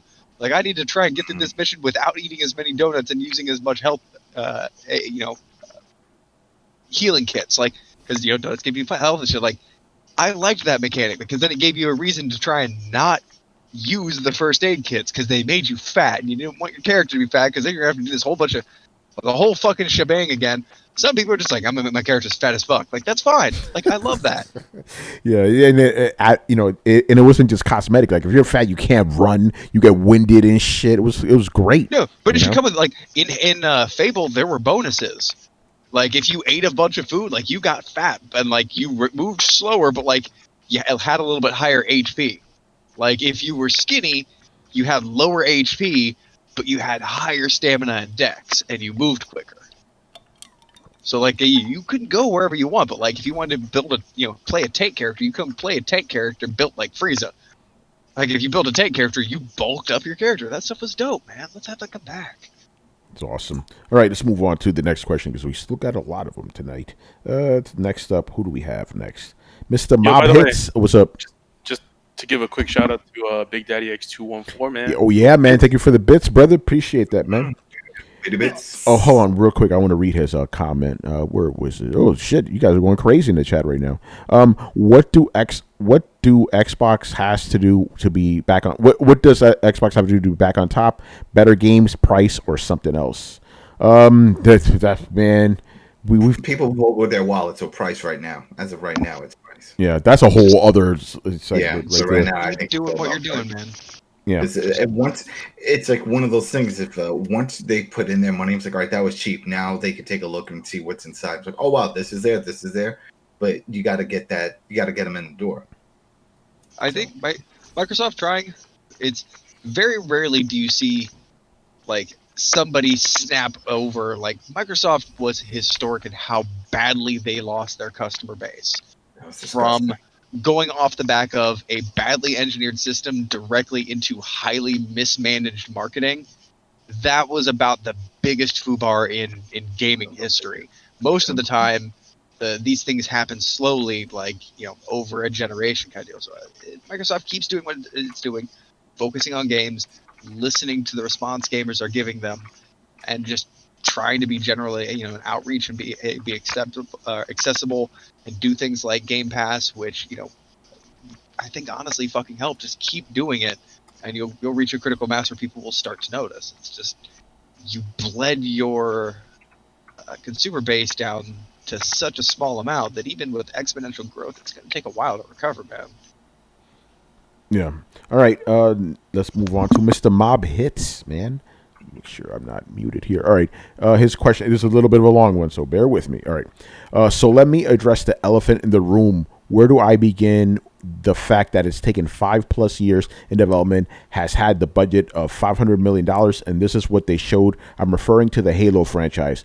Do you guys think the problem lies with 343 or with Phil leading this side of the company? There is no reason the state of that game should look like it does given the budget and the time. And to top it off, their excuse is that it's a work in progress while we have 4 to 5 months left of launch. If this is the new game model that Microsoft is going towards, rushing unfinished IPs just to get a new number added to their subscription model, is it even worth investing the money and time into this if this is what we're going to get? That was after the fact I don't know if it's been confirmed that it's a game as a service, and that it's not going to launch with multiplayer. No, it is. They said multiplayer is coming day one. They're ready. Right, They debunked that shit right there. Yeah. I mean, we haven't seen a lot, but remember I said it. What I saw, I wasn't impressed by it. So I agree on that. It didn't really wow me. What I was expecting. There's got to be more, though. I'm just hoping that there's more. 5 years. I'd say it. This new engine and with this new power, you got to show something special. Say it. Destiny. Sorry, I'm sorry. I had something to throw. Oh yeah, we talked about it during the. I don't know, bro. You were in the show, right? Like, I'm scared that this should turn on to like another Destiny. No, it absolutely. I find it hilarious that the last people who managed the Halo project overinflated it and turned out a mediocre game, and now the new people that took over the Halo project seem to be overinflating it and making a mediocre game. I mean, I'd like to issue a slight correction. So I heard about the whole 500 million budget thing, and I was like, that seemed way too high for this. So let me just investigate and find out what the actual truth is. So it turns out that figure of 500 million is actually an estimate given from a translated interview from some German websites that is so far not being confirmed. So in all honesty, that 500 million number is just, for all intent and purposes, could be pulled out of someone's ass because no one can confirm it. No, it's some random small German website who translated it. Yeah, no, I'm glad you said that. Yeah, he heard it from someone in GDC, so it's like. It could be anything. Yeah. Okay. So it could be anything. Yeah, Yo, because let's just be honest right now. That shit that again, okay, I'm not talking about the gameplay. The gameplay for Halo Infinite looks cool, right? But let's just be honest, Brian, that those graphics look like it was $50 million, not 500 million. So it's like, let's take a zero out of that shit, because that wasn't looking next gen at all, man. Not at all, you know. And hold on, and to get to the point of this, because Mob hits this as a question, people are asking about that. Is this what we can expect from Xbox Game Pass now? Since they got you on the hook, they'd be like, fuck it, we're just gonna give you any old bullshit. You're gonna be okay with it because it's only $15 a month. Is that a genuine worry? Did they confirm that the other part of this rumor that adds to all this is that build that we saw was like over 5 months old? That's what I heard. I don't know if They have not said how old it is, but I'm sure that it's going to be older. It's going to be at least 6 months to 3 months old. That's fucking. Why do that? Why and the wait game's coming out, what, 3 months from now or something? Yeah, Like, Probably in 3 months. Come on, don't tell me you have a close to finished build right now. You have to have something, at least one section, and you could say, all right, this is, like, for all of us that played The Last of Us, remember when we first saw those opening scenes and trailers, that's like later in the game. Yeah. That was way later. Is that gameplay? Like that. Yeah, remember, games are built not in linear fashion. They could work on the last stuff first, you know what I'm saying? So On the last of it? yeah, the last of it, yeah, exactly. Brett, go ahead, bro. Do you think that they were always planning to show Halo? Because I have Yes. suspicion. Oh yeah. Yeah. Had to. I'm- That's yeah, it. Absolutely. Watch it built around You it. have to show Halo, you know? it is the flagship, and plus it's Yeah. like the title that they've been talking about A for launch game. quite Too. This some is what time. they're using it to sell the system. They absolutely meant to show Halo right there at the top. And listen, and I want to say this because some people said like because of what's going on with the world right now or whatever, like maybe that's why. Like no.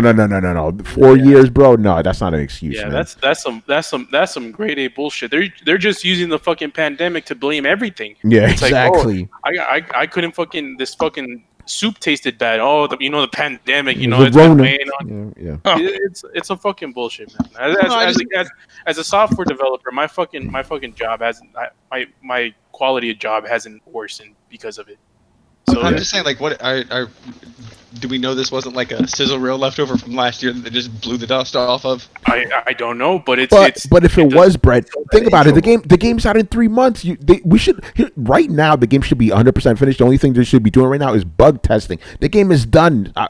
Something's going on, man.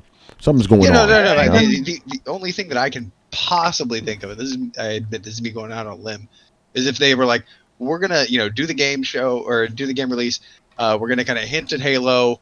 And then a little while later, we're going to drop more information about Halo with a trailer, and that's going to uptake the news cycle. And then for some reason or another, they went, you know what? Fuck it. Let's just throw Halo in, dust something off. And they're like, we don't have a sizzle reel ready. They're like, well, take the last one you had ready and fucking throw it out there. We want to come out with guns blazing on this one. Right. Possibly in response to the fact that Sony hasn't released a whole lot of first-person stuff. So maybe they figured something was better than nothing. And shit, just fucking throw it out there. That is a wild speculation, though, and not even one that I fully endorse. No, Brett, check this out. 343 or whoever owns the Halo Twitter, they were advertising the shit out of this announcement. Before there was a countdown, everyone was just like hyping this thing up, showing screenshots. So they were ready. They were like, this is like everyone was expecting to see. Oh, this is the first glimpse of next gen for Microsoft. And it did. I mean, to their credit, it did blow up, but I don't think it blew up in the way they wanted it. Aaron Greenberg had, thank you, Brooklyn Bear, for pointing out. He says Aaron Greenberg has been hyping this for months. This was not something he did off the cuff. This was planned. I have a question. Why is it? This is just a question. This is just me thinking, okay, people? So don't take it as gospel or anything. It's just me thinking, right? Is it possible that this game ran into some big-time development problems, and this thing we're seeing now has only been in development for maybe a year or less? There is a possibility for that sort of idea. In other words, changing direction. Yeah, and the reason I'm asking this is because we've seen it happen many times before. Just throwing it out there. Just throwing it out there. To start with. Yeah, who knows? Again, I'm just throwing the question out there because that's what it seems like to me. I think the route was always to go the open world only because of the success of Destiny. And they were like, you know what? It looks like Halo. Everybody knows that they were doing Halo, so why don't we just give them that version in Halo? Yeah. Ooh, Brooklyn. It took longer than expected. Yeah, Brooklyn Bear says he believes what I said. He goes, this may be why a lot of people left 343 last year. I'm just asking the question, just throwing it out there, but because I've seen it before, and that would explain why this game looks as bad as it does 3 months from release. Tony, would also explain if there were a pretty increased budget. If they scrap the first two, it's not cheap. Yeah, no, you're right.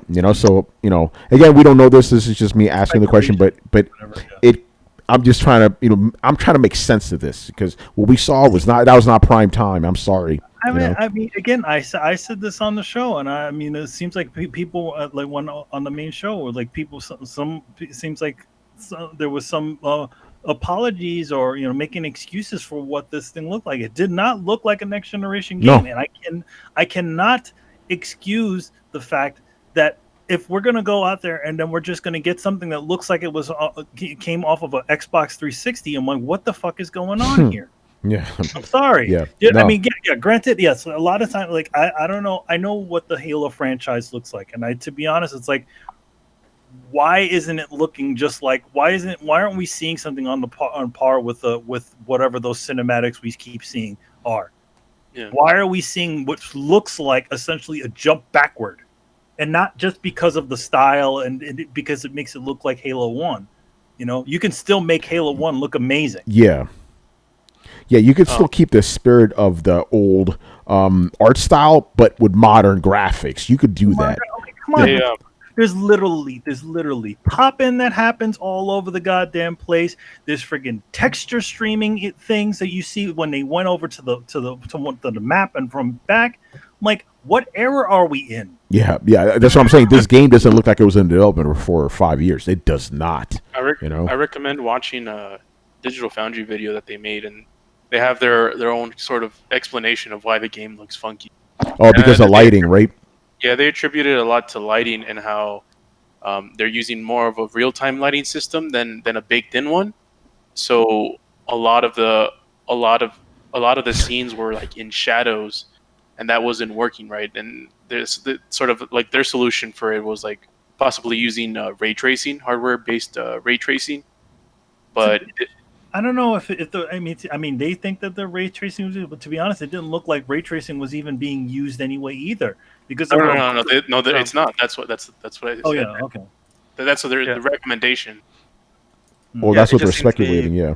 Yeah, they're just speculating that lighting was just not right because it was in shadowed areas. Which again, if that's the case, then that's the case. That doesn't explain the low resolution textures on a bunch of the characters' faces. Yo, my man Craig. Even that, I'm not even talking about that at the end. I'm talking about that shit at the end, man. Like he's missing. Like he's got low resolution textures on his face. Like there's no ambient occlusion that at least pushes his teeth back. He's got these big cartoony teeth in there. I'm like, why are we showing this lousy looking model so close up? Yeah, what's going on, Rubenaz, man? What's going on? He says we're hating. He's joking though. All right. I mean, that game was hating on our eyes, man. I still recommend watching the video though. It does. Yeah, it does I'll check it out. I'm curious to see what they say. Yeah, I saw some of it. I was like, because it seemed like a excuse. I'm just being real, you know. All right, yeah, Halo. It ain't looking all that. All right, next question from Mr. Mob Hits. It is. If I can find it here. All right, is it possible that Sony is planning their backward compatibility approach in the same way the Wii did with the Virtual Console? I'm pretty sure 80% of the PS2, PS3 of those titles are third party, and developers are going to want a piece of that, which is why they've asked Microsoft to lend their Azure services to make this happen. I don't know about all that. The Azure is because it is already up there. It's they didn't have to develop anything. Like, hey, let's use our shit. Yeah. Oh, go ahead, Chris. You could answer this one. Well, he's saying comparing to Virtual Console, and I'm not getting. I'm not getting it either. Yeah, me either. I mean, we don't even know. We don't even know if they're going to have a fucking backwards compatible plan at all. Yeah. Outside PS4 games, obviously, Shit, Virtual Console doesn't even exist anymore. Yeah, shit. You just buy a mini now. That's how they sell it to you. That's how they sell you those games. Yeah, that's games in the bundles. We can't really go into this question. We don't fucking know it. I don't want to speculate. All right, next up, Eurocar 9. Who is this? By the way, people, again, apologies for some of these things. Carlos, everything you wrote was fine. It's just if I would have had foresight, I would have put this question up next to mine. Your first question here. Okay, first question is, Xbox Game Pass is a great service and was the star of the last Xbox showcase, in my opinion. Do you think it's good for a service to overshadow the games that it's supposed to produce? Damn. Yeah, you're right. Let's just be honest here. That was the star of the show, Xbox Game Pass. That whole thing was just a big advertisement for Game Pass. All these games coming to Game Pass. But it was the studios. That was the big thing with the service and the studios. So we knew eventually the games would come. So it's like, here's a platform, here's the pieces of the people behind the scenes, and if you build it, they will come. We have the service, we have the development teams. Games are going to come. Carlos, you can answer your own question. I think that's the biggest. I think that goes back to the whole Alana Pierce question that she had. Yeah. I think that's the big reason why a lot of people don't gravitate towards Game Pass, at least as much as people wanted it to be, and that's because the games are the ones that are supposed to sell the service, not the service. It's like when you see like a Nintendo Game Pass, you'll see Mario, Breath of the Wild, Mario Kart, Pokemon, all of those games, and people be like going crazy over that shit. But when you see, Halo, which is a franchise that has steadily been declining in popularity, the same with Gears. Um, and those are the two flagship IPs for the system. It's kind of hard to sell it in a way where they want it to be even more mass appeal than it already is. It's funny because again, this could be just because I didn't care too much about it. I mean, yes, Xbox Game Pass was the star of the show, low key, but it's like I didn't see it that way. I just saw it as like, okay, here are the games, and these games are meh, because the Xbox Game Pass kind of just fades into the background for me, like all right, it's there, whatever. Yeah, but the biggest game think about it. The biggest game that was shown was Halo, and it got a lot of negative press. Yeah, man. By the way, did you see those numbers and shit? Like, basically, was it this show, the Xbox reveal, whatever the fuck it was called, versus the PlayStation one? I think it was like 2 million viewers on YouTube versus like 10 million or something on the Sony side. Crazy. And objectively speaking, the Xbox show was better than the Sony one. The Sony one, the Sony one, the first quarter of it was really good. The last quarter of it was good. The 50% in the middle was trash. Indie fucking sizzle reel games, At least, don't get me wrong, the Xbox showcase had some of those too, right? But they were sprinkled in. They weren't just like, here's a big chunk of bullshit, like that fucking dinosaur game, Dinosaur High. Yeah. By the way, I stand corrected. The Brooklyn Bear said Craig was the star of the show, and I agree. Yeah, he was, man. Shout out to my man Brooklyn Bear. Joey, man. Polanco. All right. Anybody else have any thoughts on Game Pass? I think we covered Game Pass pretty well. What was the question again? The question was basically, does it make sense for Xbox Game Pass to overshadow the games that are on Game Pass? To be honest, that's their direction. Yes. They're going toward it. They're going. That's their big exclusive. It's not really fully the actual games that are going to be. It's really that thing that they're able to provide all those games that you want to play for a less price, and I think that's what it is. So I didn't really see that as a big thing, but I also think it's like at the same time I also think the games that they're showing should also not only sell the new Xbox but also sell the new Game Pass. And as of now, right now, I at least personally, their showcase didn't sell me on either. Yeah, I agree. All right, another quick one. Yeah, so I'll accept the third question this week because from Mob Hits. Oh, what's up? Yo, man, Eurocar9 asked another one. Oh, he did? Oh shit, I skipped that one. My bad. Remember, I just reading those off my phone. How are you gonna do our listeners like that, man? Yeah, man. Well, fuck that guy, man. Oh damn, this question. Excuse me, Brian. I want you to answer this one first. All right. Mm-hmm. People usually say that not having generational exclusives is like PC gaming, and we know what every generation PC, for the most part, has a superiority in terms of in tech and graphics whenever it comes to any third-party game. My question is, does having a low-spec PC as a low-bar requirement to play a new title hold newer PCs back? Do you think consoles will have same correlation or worse? You could answer first, Brian. Okay, do I think that low-end PCs hold back games? I do not think that's the case. If that's the case, then games wouldn't think all games, no matter how good your rig is, will look pretty much the same. And there's evidence everywhere that that's not the case. Like, you get games on low-end machines look like, I don't know, I don't have one, but the games on high-end machines look really damn good. So I don't think that low-end machines hold back PCs. In terms of consoles, I think it depends on the developers and how well they scale up their games. And this is one of the issues I have with Naughty Dog, and when people say that Naughty Dog is one of the best developers out there. I want to see Naughty Dog make a PC game so that I can actually see how well they fare in that space. Because all they've pretty much been doing is making games for consoles, and because there's only really one version of a console, you can do lots of tricks that won't work on PC. For example, and this is something that I hate when developers do this, when they lock stuff like the physics and the AI to like 30 frames per second. Because on consoles you can do that because 30 frames per second is acceptable, and games won't go past that. You can do all those cool tricks.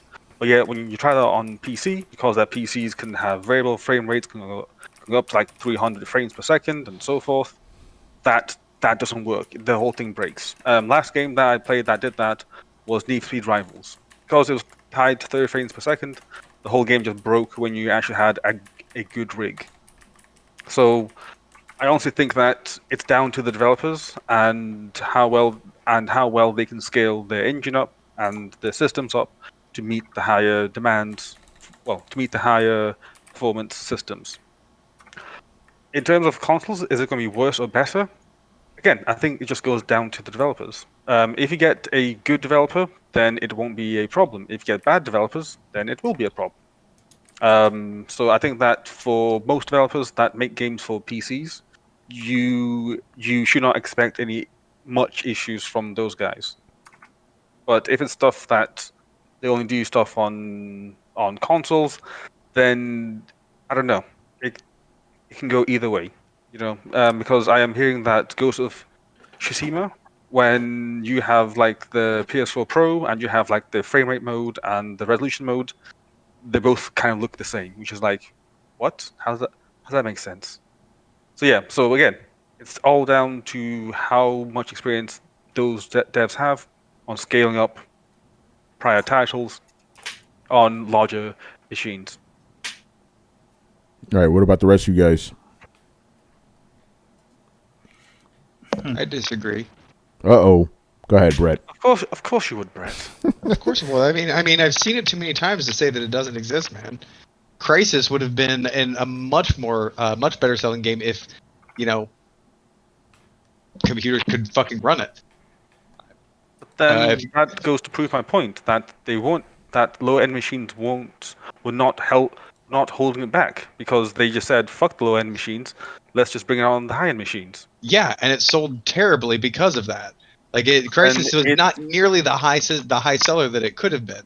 And but then Brett, is the question based on sales or is it just based on lower end machines holding back high end machines? What do you mean by holding back? Like the when Crisis happened and it didn't sell as many copies as it could because it was not accessible to low end machines, every other company looked at them and went, I'm not doing that. I'm not cutting out a good portion of my sales crowd. And so they didn't follow suit. They made games that scaled but still had a kind of a bottom end to them. And I've personally had this happen. The reason they haven't updated World of Warcraft's graphics in for fucking ever is because they want everybody to be able to play it. They're concerned about it being accessible. And when they say they're concerned about it being accessible, that means they're pandering to the lowest power machine. They want the thing to run on your fucking cell phone. So no, it doesn't. They're not going to upgrade it, and I do count that as holding it back. So in terms of both sales and quality, I have seen it happen in the PC world that, yeah, things are being held back by the lowest common denominator. I just want to establish that I'm on Team Brett in this argument, in this conversation. Didn't they just make like a weird remaster of the graphics for World of Warcraft? Not that I know. The last thing I did was the OG World of Warcraft. They did it maybe 5 years ago, probably. Oh yeah, no, that wasn't a remaster. They just kind of smoothed some of the pixels. It was a remaster to something that looked like it went up to Nintendo 64. Like it did not make it look good at all. It just made it look less grainy and more cartoony. It is still not a great looking thing because they're not going to alienate any of their audience, man. And a lot of games are if you, and again, that's why, like, if you have a game that requires a card crushing processor or to fucking run these real time physics damage models, then yeah, it's not going to be able to run on everybody's system because that's not something you can necessarily scale up or scale down. You can only turn on or off. So like, I'm not saying it's every time. I'm just saying I've seen enough examples of it actually affecting the kind of games that are made to say that it doesn't exist. I'd like to think that it doesn't exist, but I've seen proof otherwise.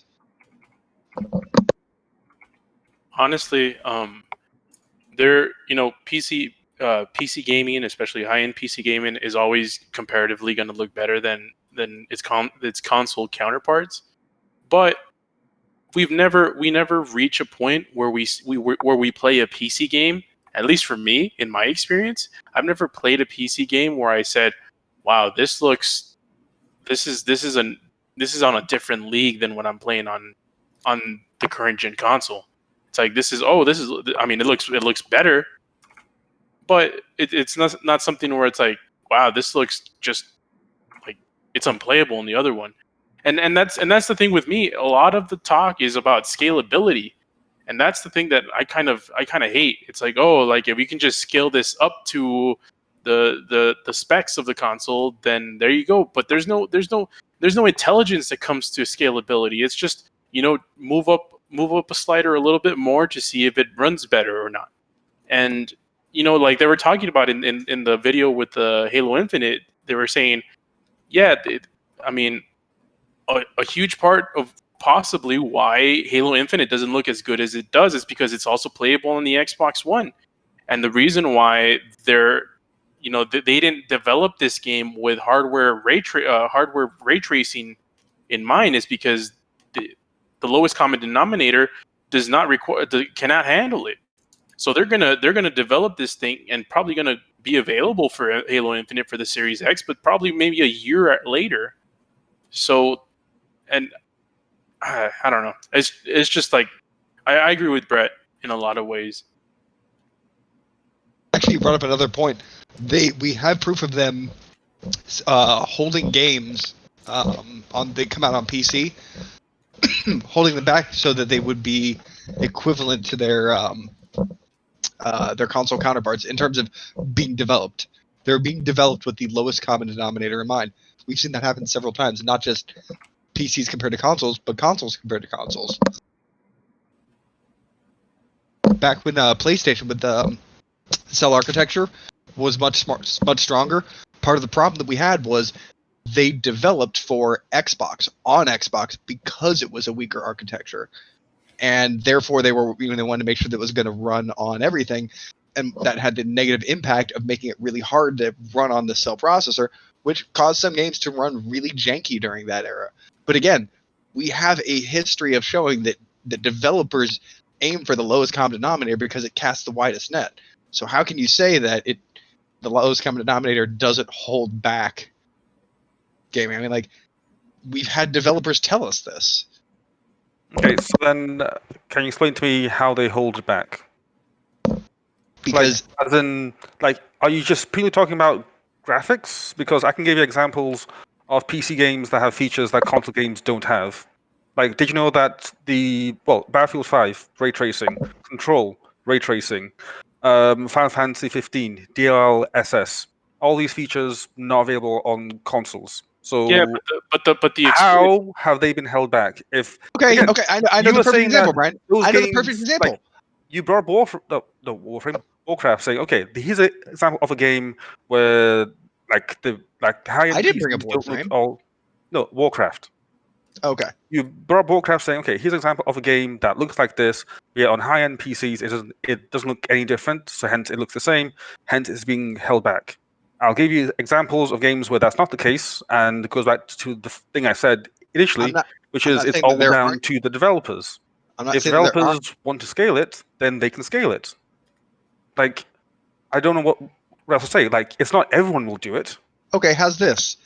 You can scale GTA 5 all you want, but it's not going to be the same as downloading a high resolution 4K texture pack. That high resolution 4K texture pack will not run on a cheap PC, no matter how low you drop the scales.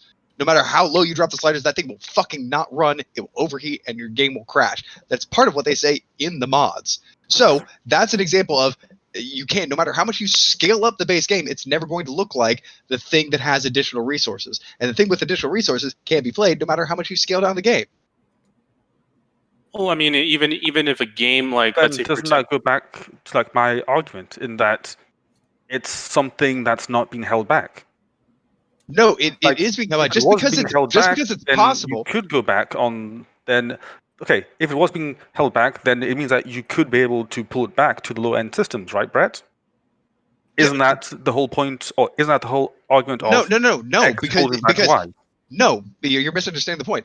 It's that this high resolution texture pack. Do they release it with a high resolution texture pack so only high end PCs can run it, or do they release it with a low end texture pack that everybody can run it and high end PCs can just scale it up higher? And are the two end products the same?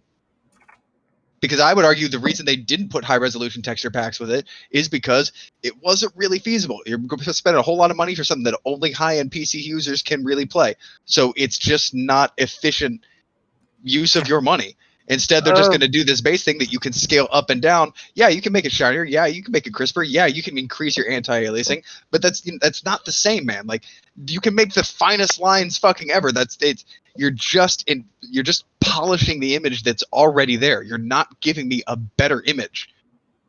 Shadow of Mordor came with a pack to download 4K textures.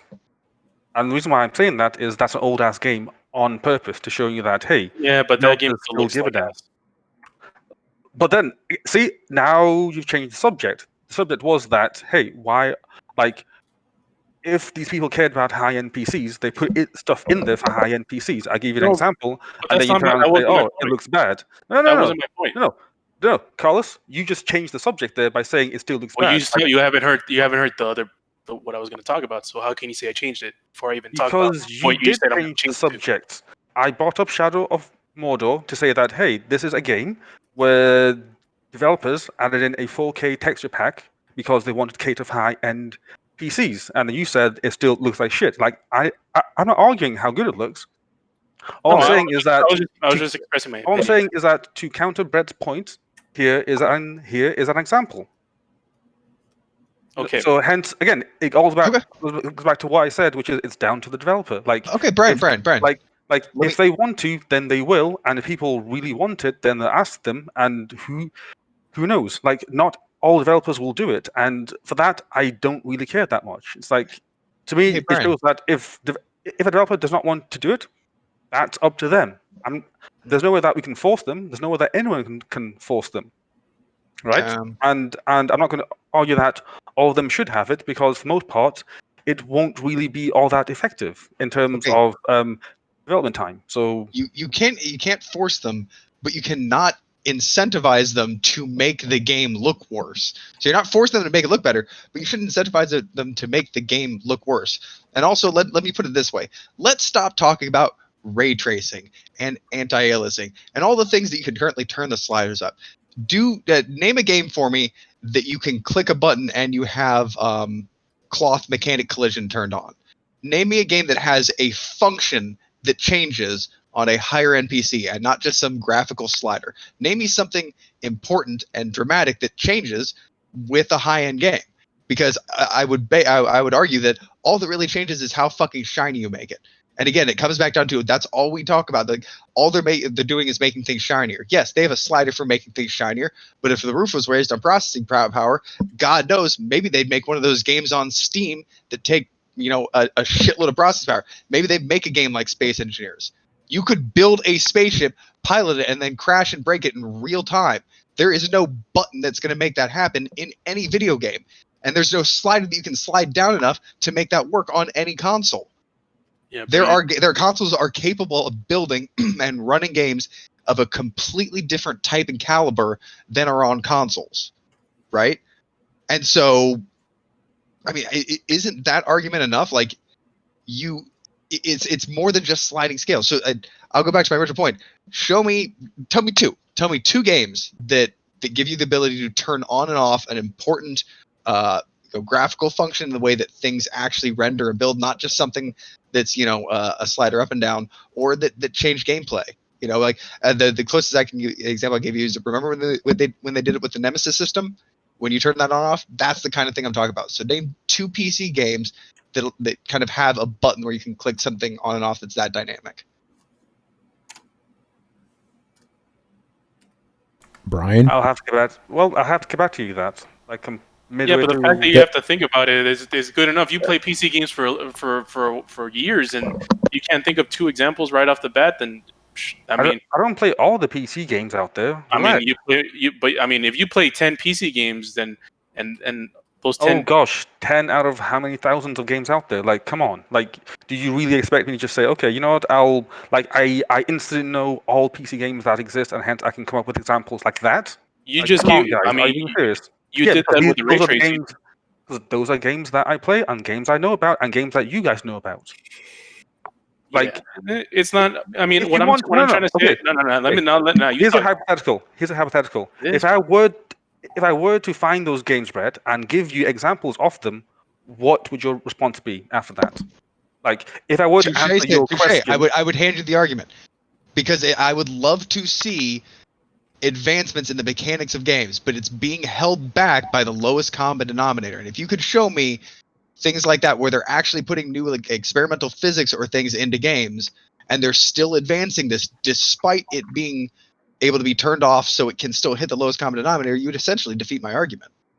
okay, what is your criteria? Because I want to make sure that I meet your criteria with no like fuzziness to it. Just it's 100% you agree with yes or no. I just want to make sure that I hit that because I'm going to look now. No light blooming, no ray tracing, no anti-aliasing, nothing that you can slide a scale up or down to change, right? I'm talking something that is hardcore. Can you turn on and off real-time physics? Can you turn it on and off cloth collision on your armor? Can you turn on and off a major game functionality that would be more based in the GPU than the CPU?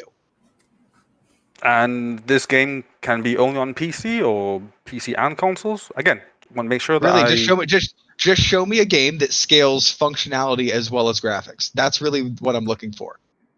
Okay, cool. I will get back to you on that one. Brett, All look. right, last thing, and then we'll move on because we still got more questions. Last thing. No, like I agree with Brett. Like, I mean, the Nemesis system is a good example of a developer, doing something for the next generation that you can only do in the next generation. That's a great example. But the thing is, even if there is 2 examples, and this is where I counter with Brett, even if there is 2 examples, that doesn't make the point. The point is, if you're holding back more than 100 games, and that's good enough, then that means it's holding back. Even there could be those like 10, 20 examples where games are being modified to only be able to play in high-end PCs, and that's great. But the issue is that not everyone is doing this, and the fact that not everyone is doing this is because the low ends are holding them back, and it's making the developers do what they do, and they don't feel forced to do it anymore because they'll just get a port from the other things and just allow people to change sliders, and that's it. We're done. I mean, for the most part, I think the point has already been made on that, though. Brian, go ahead. Brian, you last point. Is exactly why I wanted to know what Brett would say afterwards, because I'm sick and tired of having arguments with people. No, Brett, it's not against you. Don't worry. I'm just sick and tired of having arguments when I bring up examples, bring up evidence that shows the contrary, and then people just start arguing of something else. Well, essentially, I do have to say, Brian, you have already half lost the argument by not being able to say something on the spot. You can still redeem half those points. Dude, I am playing Division 2 right now. I'm like the only one on the panel possibly that's playing games and talking at the same time. Like, my brain can do so much at one time. Please. Yeah, no, but dude, the fact you couldn't bring up a game. Come on. Like, how many tens of thousands of games that are available on PC while playing and talking to you at the same time? Like, come on. Per game, it's a very low percentage. Even if you can find a couple of the tens of thousands of games out there, it's like 1%. Does it matter if it's a low percentage or not? If there's evidence to the contrary, then doesn't that prove that? If the question is, does this influence the majority of developers? Then yes, it is important. But then there we go. We've changed it again. It was initially just, is it holding it back? And I gave examples of not. I'm seeing whether you can disprove me at majority. all. Like, I never. I'm trying to see if you can disprove me at all, but the fact still stands. You can look at the statistics and show that this is not impacting the majority of how games are developed. I'm asking you a completely different thing. Show me how this impacts game development at all. I'm going full black and white with this. I'm not even arguing with great. He's willing to argue in the middle with you. I'm going straight black and white. Show me how this matters at fucking all, because the only time I've ever seen a feature enabled and disabled is cross-generational console games. So you show me a PC game that does this, not a console game that was ported to a PC that also does this. You show me PC games that do this, because I'll wager to bet you're not going to find any. You're not going to find any, because nobody's going to take the time to build an entire system to only have 50% of their user base disable it, because they don't love their games that much and they want to make money. They're incentivized to not do that. There's no reason to put a feature in a game if only 5% of your population is going to use it. They recognize it. They're not going to utilize it. So yeah, find me two. And that's why I said you may be able to find me the one, but find me two. Find me two. And then I will admit that it can happen sometimes. And then we can move on to the argument, how often does it happen? And is that number often enough to affect how developers choose to do games? But mine is a step beyond that. I am saying prove to me it affects anything at all before we even have the discussion of how much, because I don't think you'll be able to find anything. You can take my bet, and then you can take Carlos's bet. Okay, let me just quit this and find out. All right. Yo, man, we're moving on because I'm already fucking bored. All right. All right. Moving on to the next question. Mob hits. All right. What is the likelihood of Microsoft pushing Halo Infinite back or canceling it indefinitely at this late in the game? Zero chance they're not canceling that shit. Everything hinges on this game. They're not going to do it. All right. Simple question. All right. Next up, we got Black Metal Gamer. Black Metal Gamer, I love you, but if I read this shit as is, bro, no one's gonna understand. So basically, he just wants to know because you know how PS4 games are gonna be playable on PS5 and all that. So he just wants to know what kind of enhancements you guys would like to see on those games, and would you be willing to replay a PS4 game on PS5 for those enhancements, whatever they may be? I don't know. I feel like it'll just be like a pro improvement for most of that. Probably. Shit. Yeah. I mean, it might be, if anything, it might be a better version of the Pro. Like you know, maybe a higher, maybe PlayStation 4 can actually run at 4K as opposed to checkerboarding. Yeah, right. Yeah, I don't think that they're going to do cross.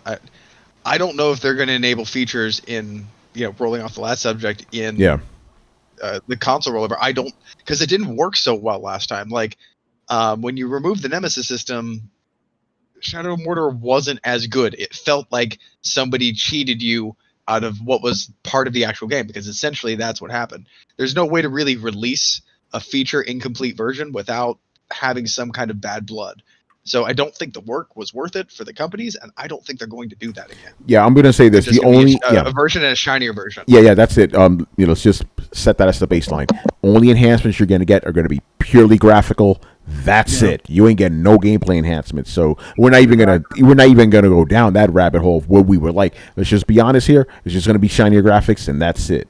So I'm just gonna say, listen, if you just give me the option to play all those games at 60 frames a second. That's all I want. And even that, I think, is asking too much, to be honest, But it would be nice if every PS4 game just ran at 60 frames. I doubt it's going to happen, but it would be nice, And I just want the remastering engine. Yeah, right? That'd be crazy. All right. Okay, so this next question from Axel Wolf. Now, he wants to ask us, what can Microsoft do to get back on top? But we've answered this before. But since he asked a long question, I will go ahead and read it, because he does give us a little bit of props too. And we always like to, toot our own horn here on Throwdown.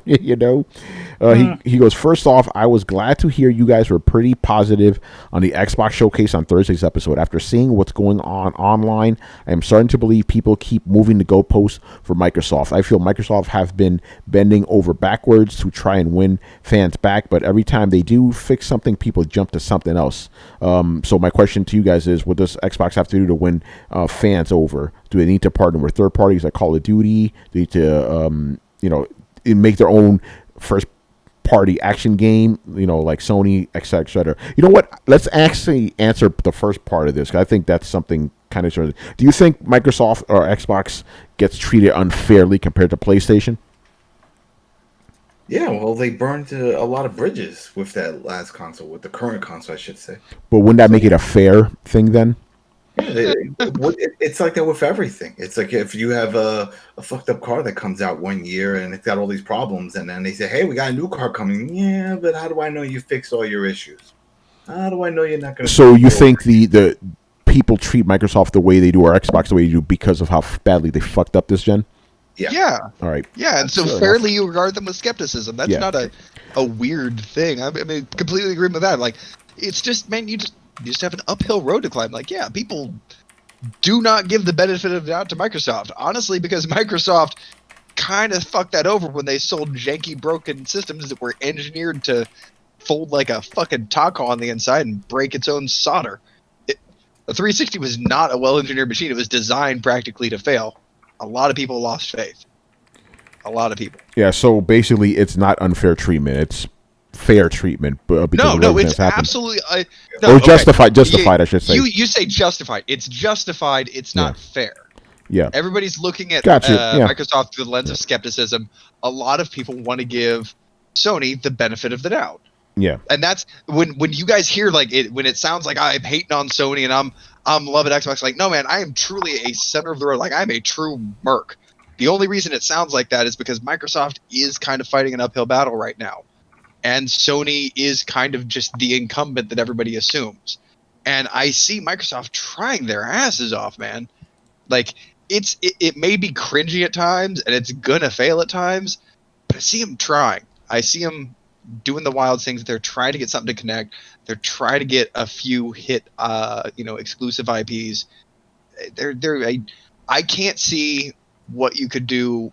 They've done everything that fans have asked. Like, what are they not doing that fans at this point are like, we want this thing to happen? Like, they said they wanted games. They're focusing on games. They're focusing their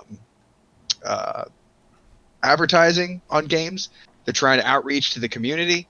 They've got a fucking hell of a deal on Game Pass. Like, they're one of, honestly, out of all three, they're the most user friendly or consumer friendly company by a wide margin. Wait, who? Just Microsoft.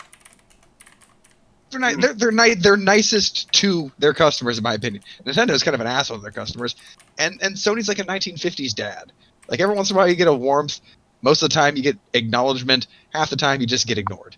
But it does good work. So, I'm not saying per the quality of the system, but come on, like, in terms of how, at least right now, they're engaging with their community, Microsoft is being trying their hardest to connect with their community. Would you not agree? Well, yeah, they're definitely trying because they're in second place, so they have no choice. That's third place at this point. Nintendo already beat them in console sales. Yeah. Yeah, I'm not saying anything about the reason. I'm just saying strictly whether or not they want to, or they have to, or they're doing it out of the goodness of their hearts, or because they need money. They're trying the hardest right now. And honestly, without a doubt. Yeah, without a doubt.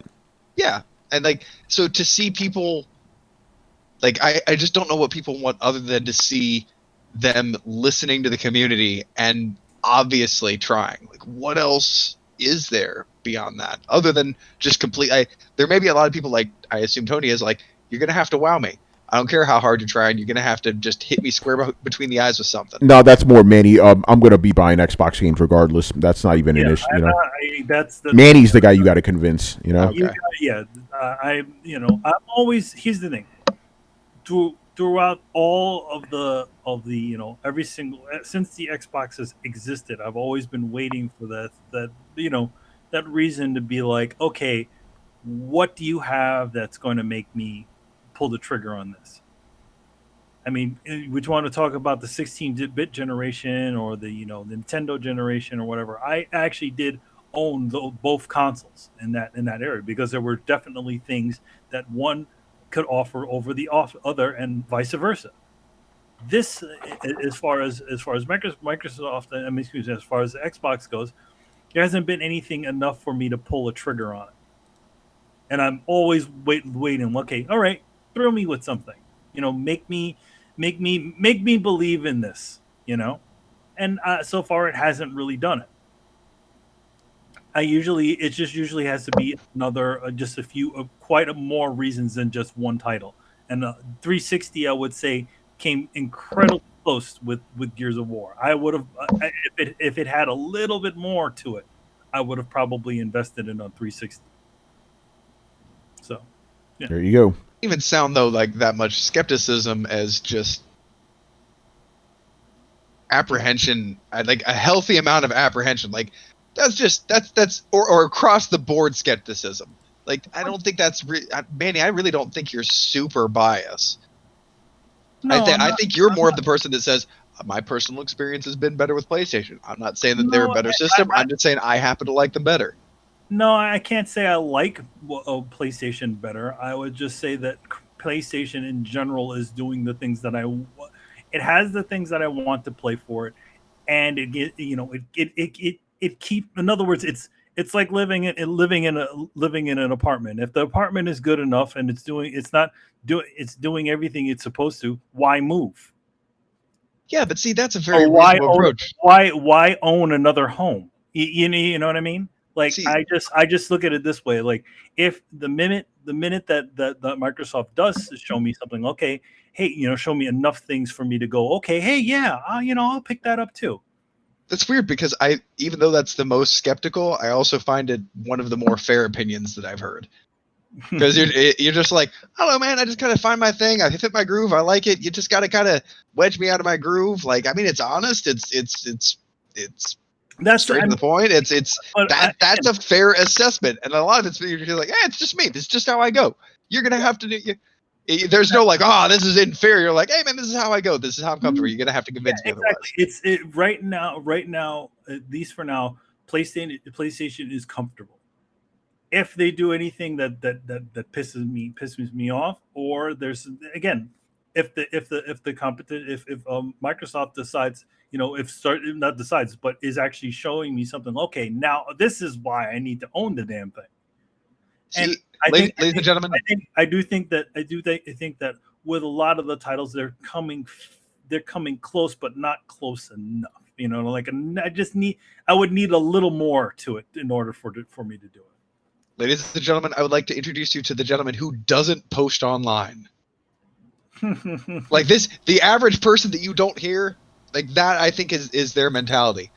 A lot of the fanboyism you have online is from kind of hardcore, a little bit more extremists, or people who just like to jump in the fray and have fun little Twitter. Like there's I assume because I don't Twitter much, there's some fun in poking the bear, and getting in little word tussles, as long as it doesn't get like serious. Yeah, like I like doing it in person. I like giving people the business. It's fun. And they sass back at you a little bit. It's a little bit of banter. It's good stuff. I don't see anything wrong with that. And I find the console wars good in that sense. Like if you make a good natured like, oh man, like that's what happens when you power your system with hobo bones. Like I find that. And that's fun, and you can totally do that. Just don't take it fucking too seriously. And then for me, on like when we're looking at essentially Microsoft's like their cornerstone, they're literally their key franchise, which was Halo, and it's looking like a subpar game.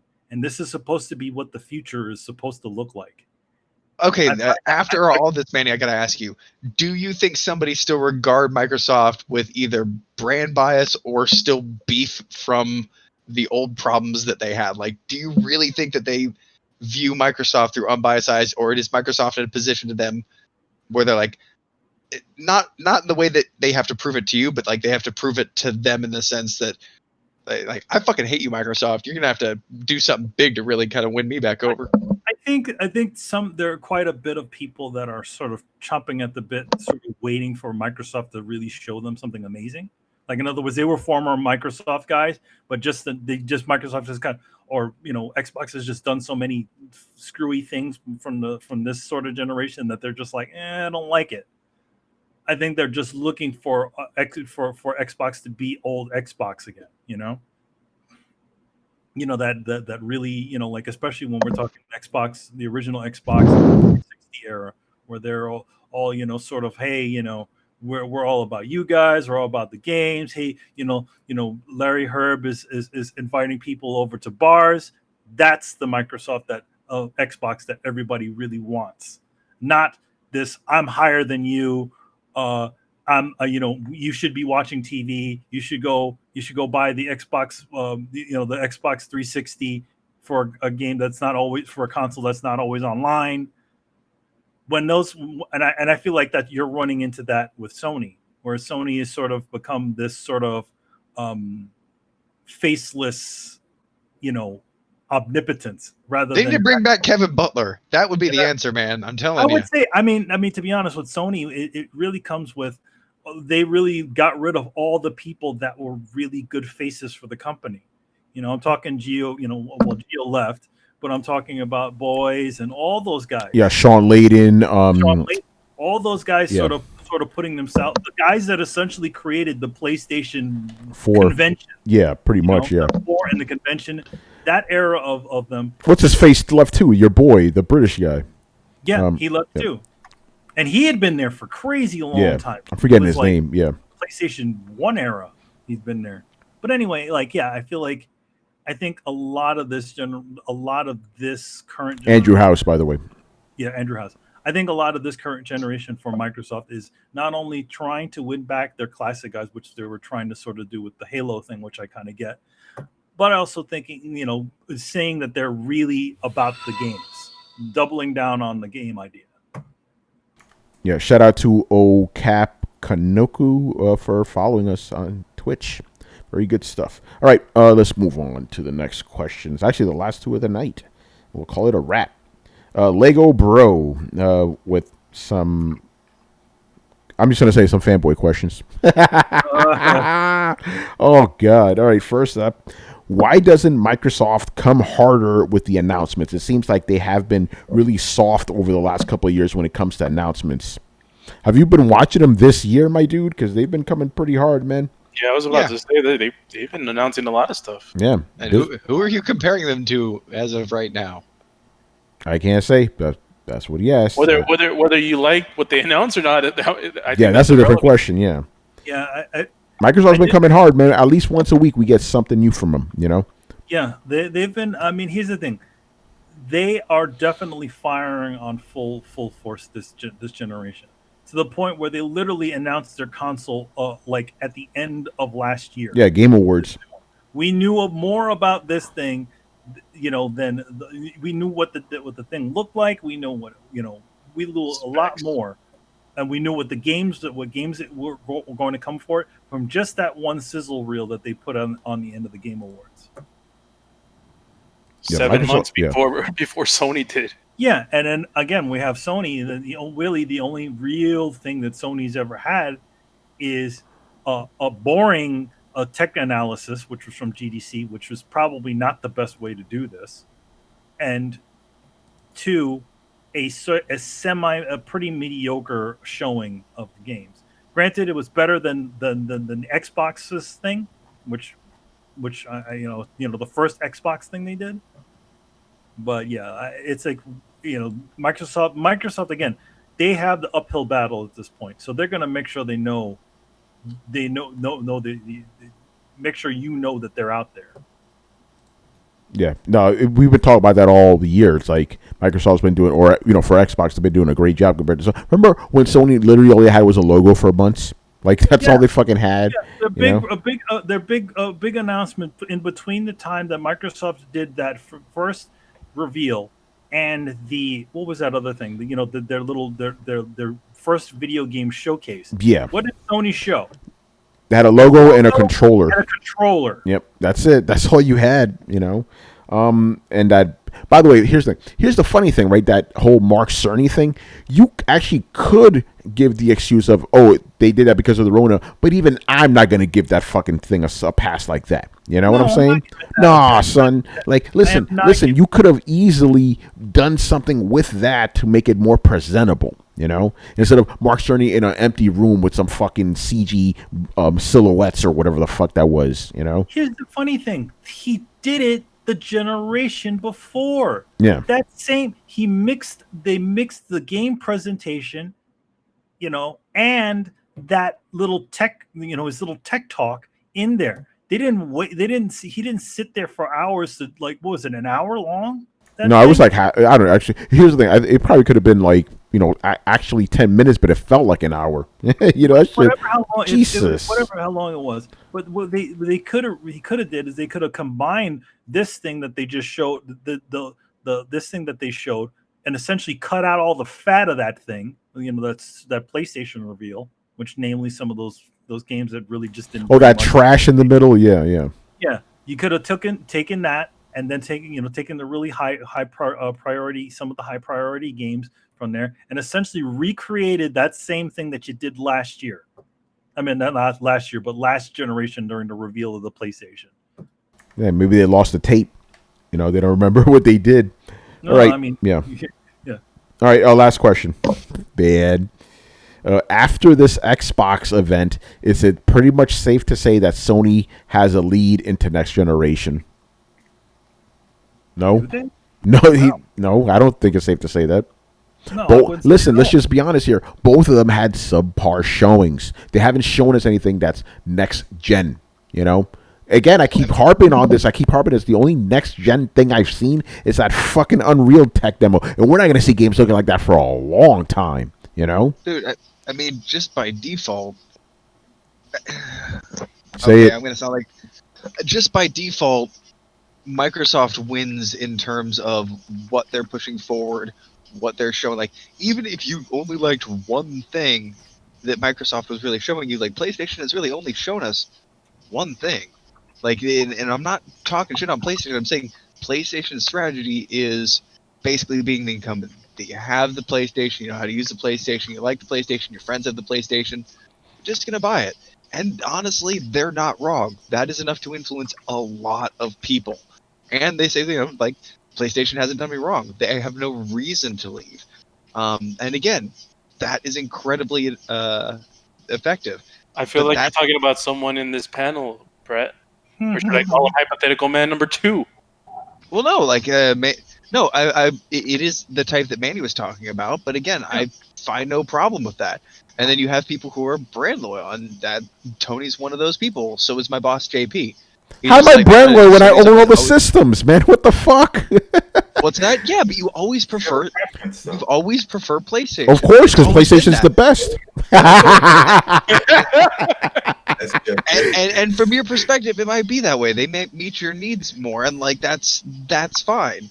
So Sony's relying on these people is not a bad marketing strategy. Yo, by the way, Brett, Brooklyn Bear says you're talking about him right now. Okay, see, and look, there's no problem with that. I know those people. Those people aren't the people we're not necessarily talking about. Like in a political debate, you're not already talking about the people who have already decided.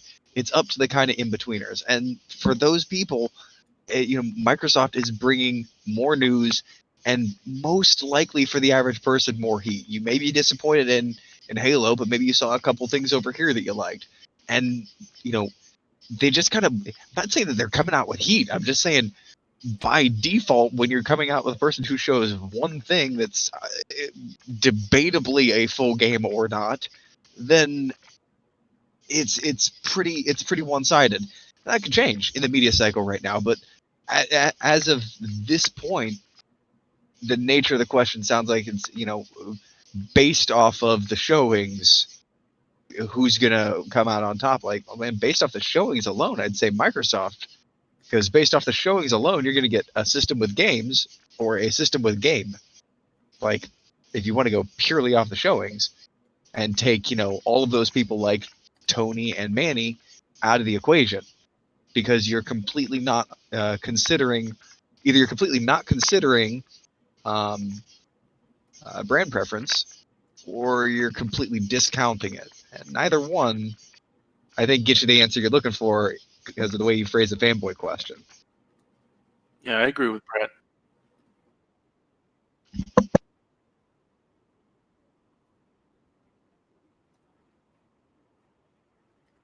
Yeah, no, we just like I just said, like sometimes throw a little heat, like a little back and forth, a little dialogue, man. Like gamers talk shit, man. That's what we do. It's cool. We got thick skin.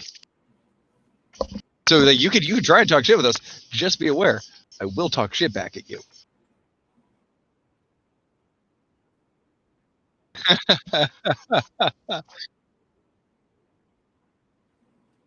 Oh damn it! Hey, man, I was muted. My bad. I didn't say anything important. I just said Damien muted me on fucking Twitter, even though I haven't talked to him forever. You know. Can He'll you come Oh actually, back. man, He's just can mad. you actually he'll be see back. He'll be back. it's you? No, what happened is it was Carlos. Remember Carlos? You showed me that he said something. He hip hop. Yeah, Yeah, it was something hip hop. He was talking to hip hop gamer, but I was like, hey, I can't see who hip hop's talking to. I clicked on it. It was Damien. Oh, he's talking to Damien. I clicked on his name. It says you are blocked by Damien. I was like, okay, hey, he'll be back. If you can't read the conversation, it's your own fault, man. You know, he'll be back. I mean, to be honest, you've been. I mean, for like the last few days, other than the Ghost of Tsushima shit that you've been posting, I mean, you literally been saying like Xbox is the Xbox Game Pass is the best deal in gaming. I mean, like, It is. You literally repeated that tweet like 5 different times during the week. It is, man. You know, that's fucking hilarious. Damien, he does this. He blocks me every once in a while. He'll be back. You know, I'm not worried about that. He probably got mad at me because I called him out on his bullshit when he was trying to say that the only reason I didn't play Gears of War 5 was because I don't like Xbox games, and I listed like 10 fucking Xbox games on Xbox One that I liked. You know, shut his dumb ass up. Anyway, let's move on to nothing. We're done, people. Does anybody need to pimp anything before we leave?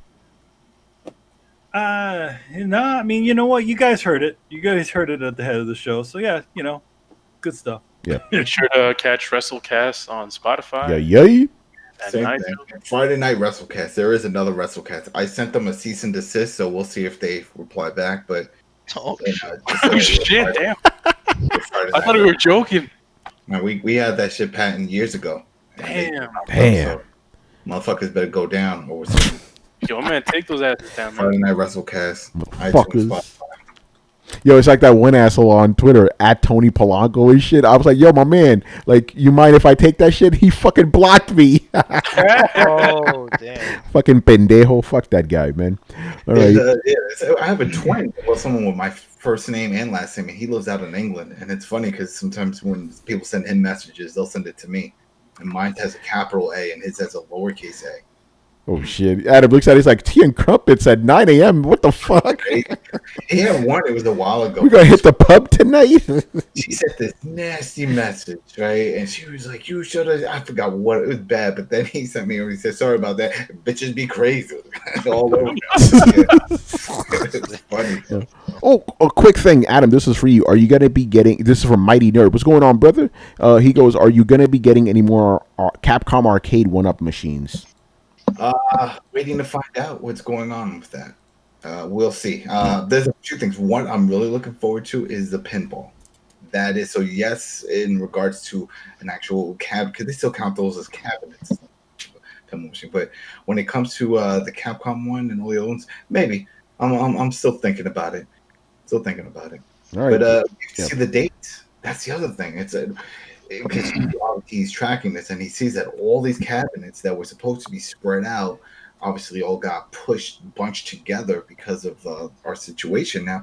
But then at the same time, you got all these consoles and all these games, everything that's got bunched within this holiday period. That's just too much. And then when you put on top of this with a recession and all the other things, some things are probably not going to come out, or they're going to be a reduced rate, or we're going to have to come out with something. I can't see all these things dropping at the same time, at least for Arcade 1-Up. They're looking at like almost 7 to 8 different cabinets coming out within, October, November. That's nuts. That's nuts. It's not going to happen. Not including the 2 pinball machines. So. Yeah. And last thing from Brooklyn Bear. This is for you too, Adam. He goes, "I'm having an issue with my LED buttons on my arcade. I'm going to have to hit you up on Twitter." Mm-hmm. What he put in custom LEDs? I guess he did. Yeah. You can send me some on Twitter. Yeah. All right, cool, man. All right, people, we're done here, man. So thank you for watching and Hold listening. on. Oh, Brian, what you pimping, man? Oh, wait, did you find a game? Brett, Fine. question. yes. Just to reiterate, what was your criteria for something that counts as a feature, not that was not held back by low-end machines? Just so that we're all clear. Where Brett. exactly do I draw the line? Because you mentioned stuff about like cloth physics was one of them. right? Cloth like collision detection on Just tell like him you're playing objects Division and 2, Brett.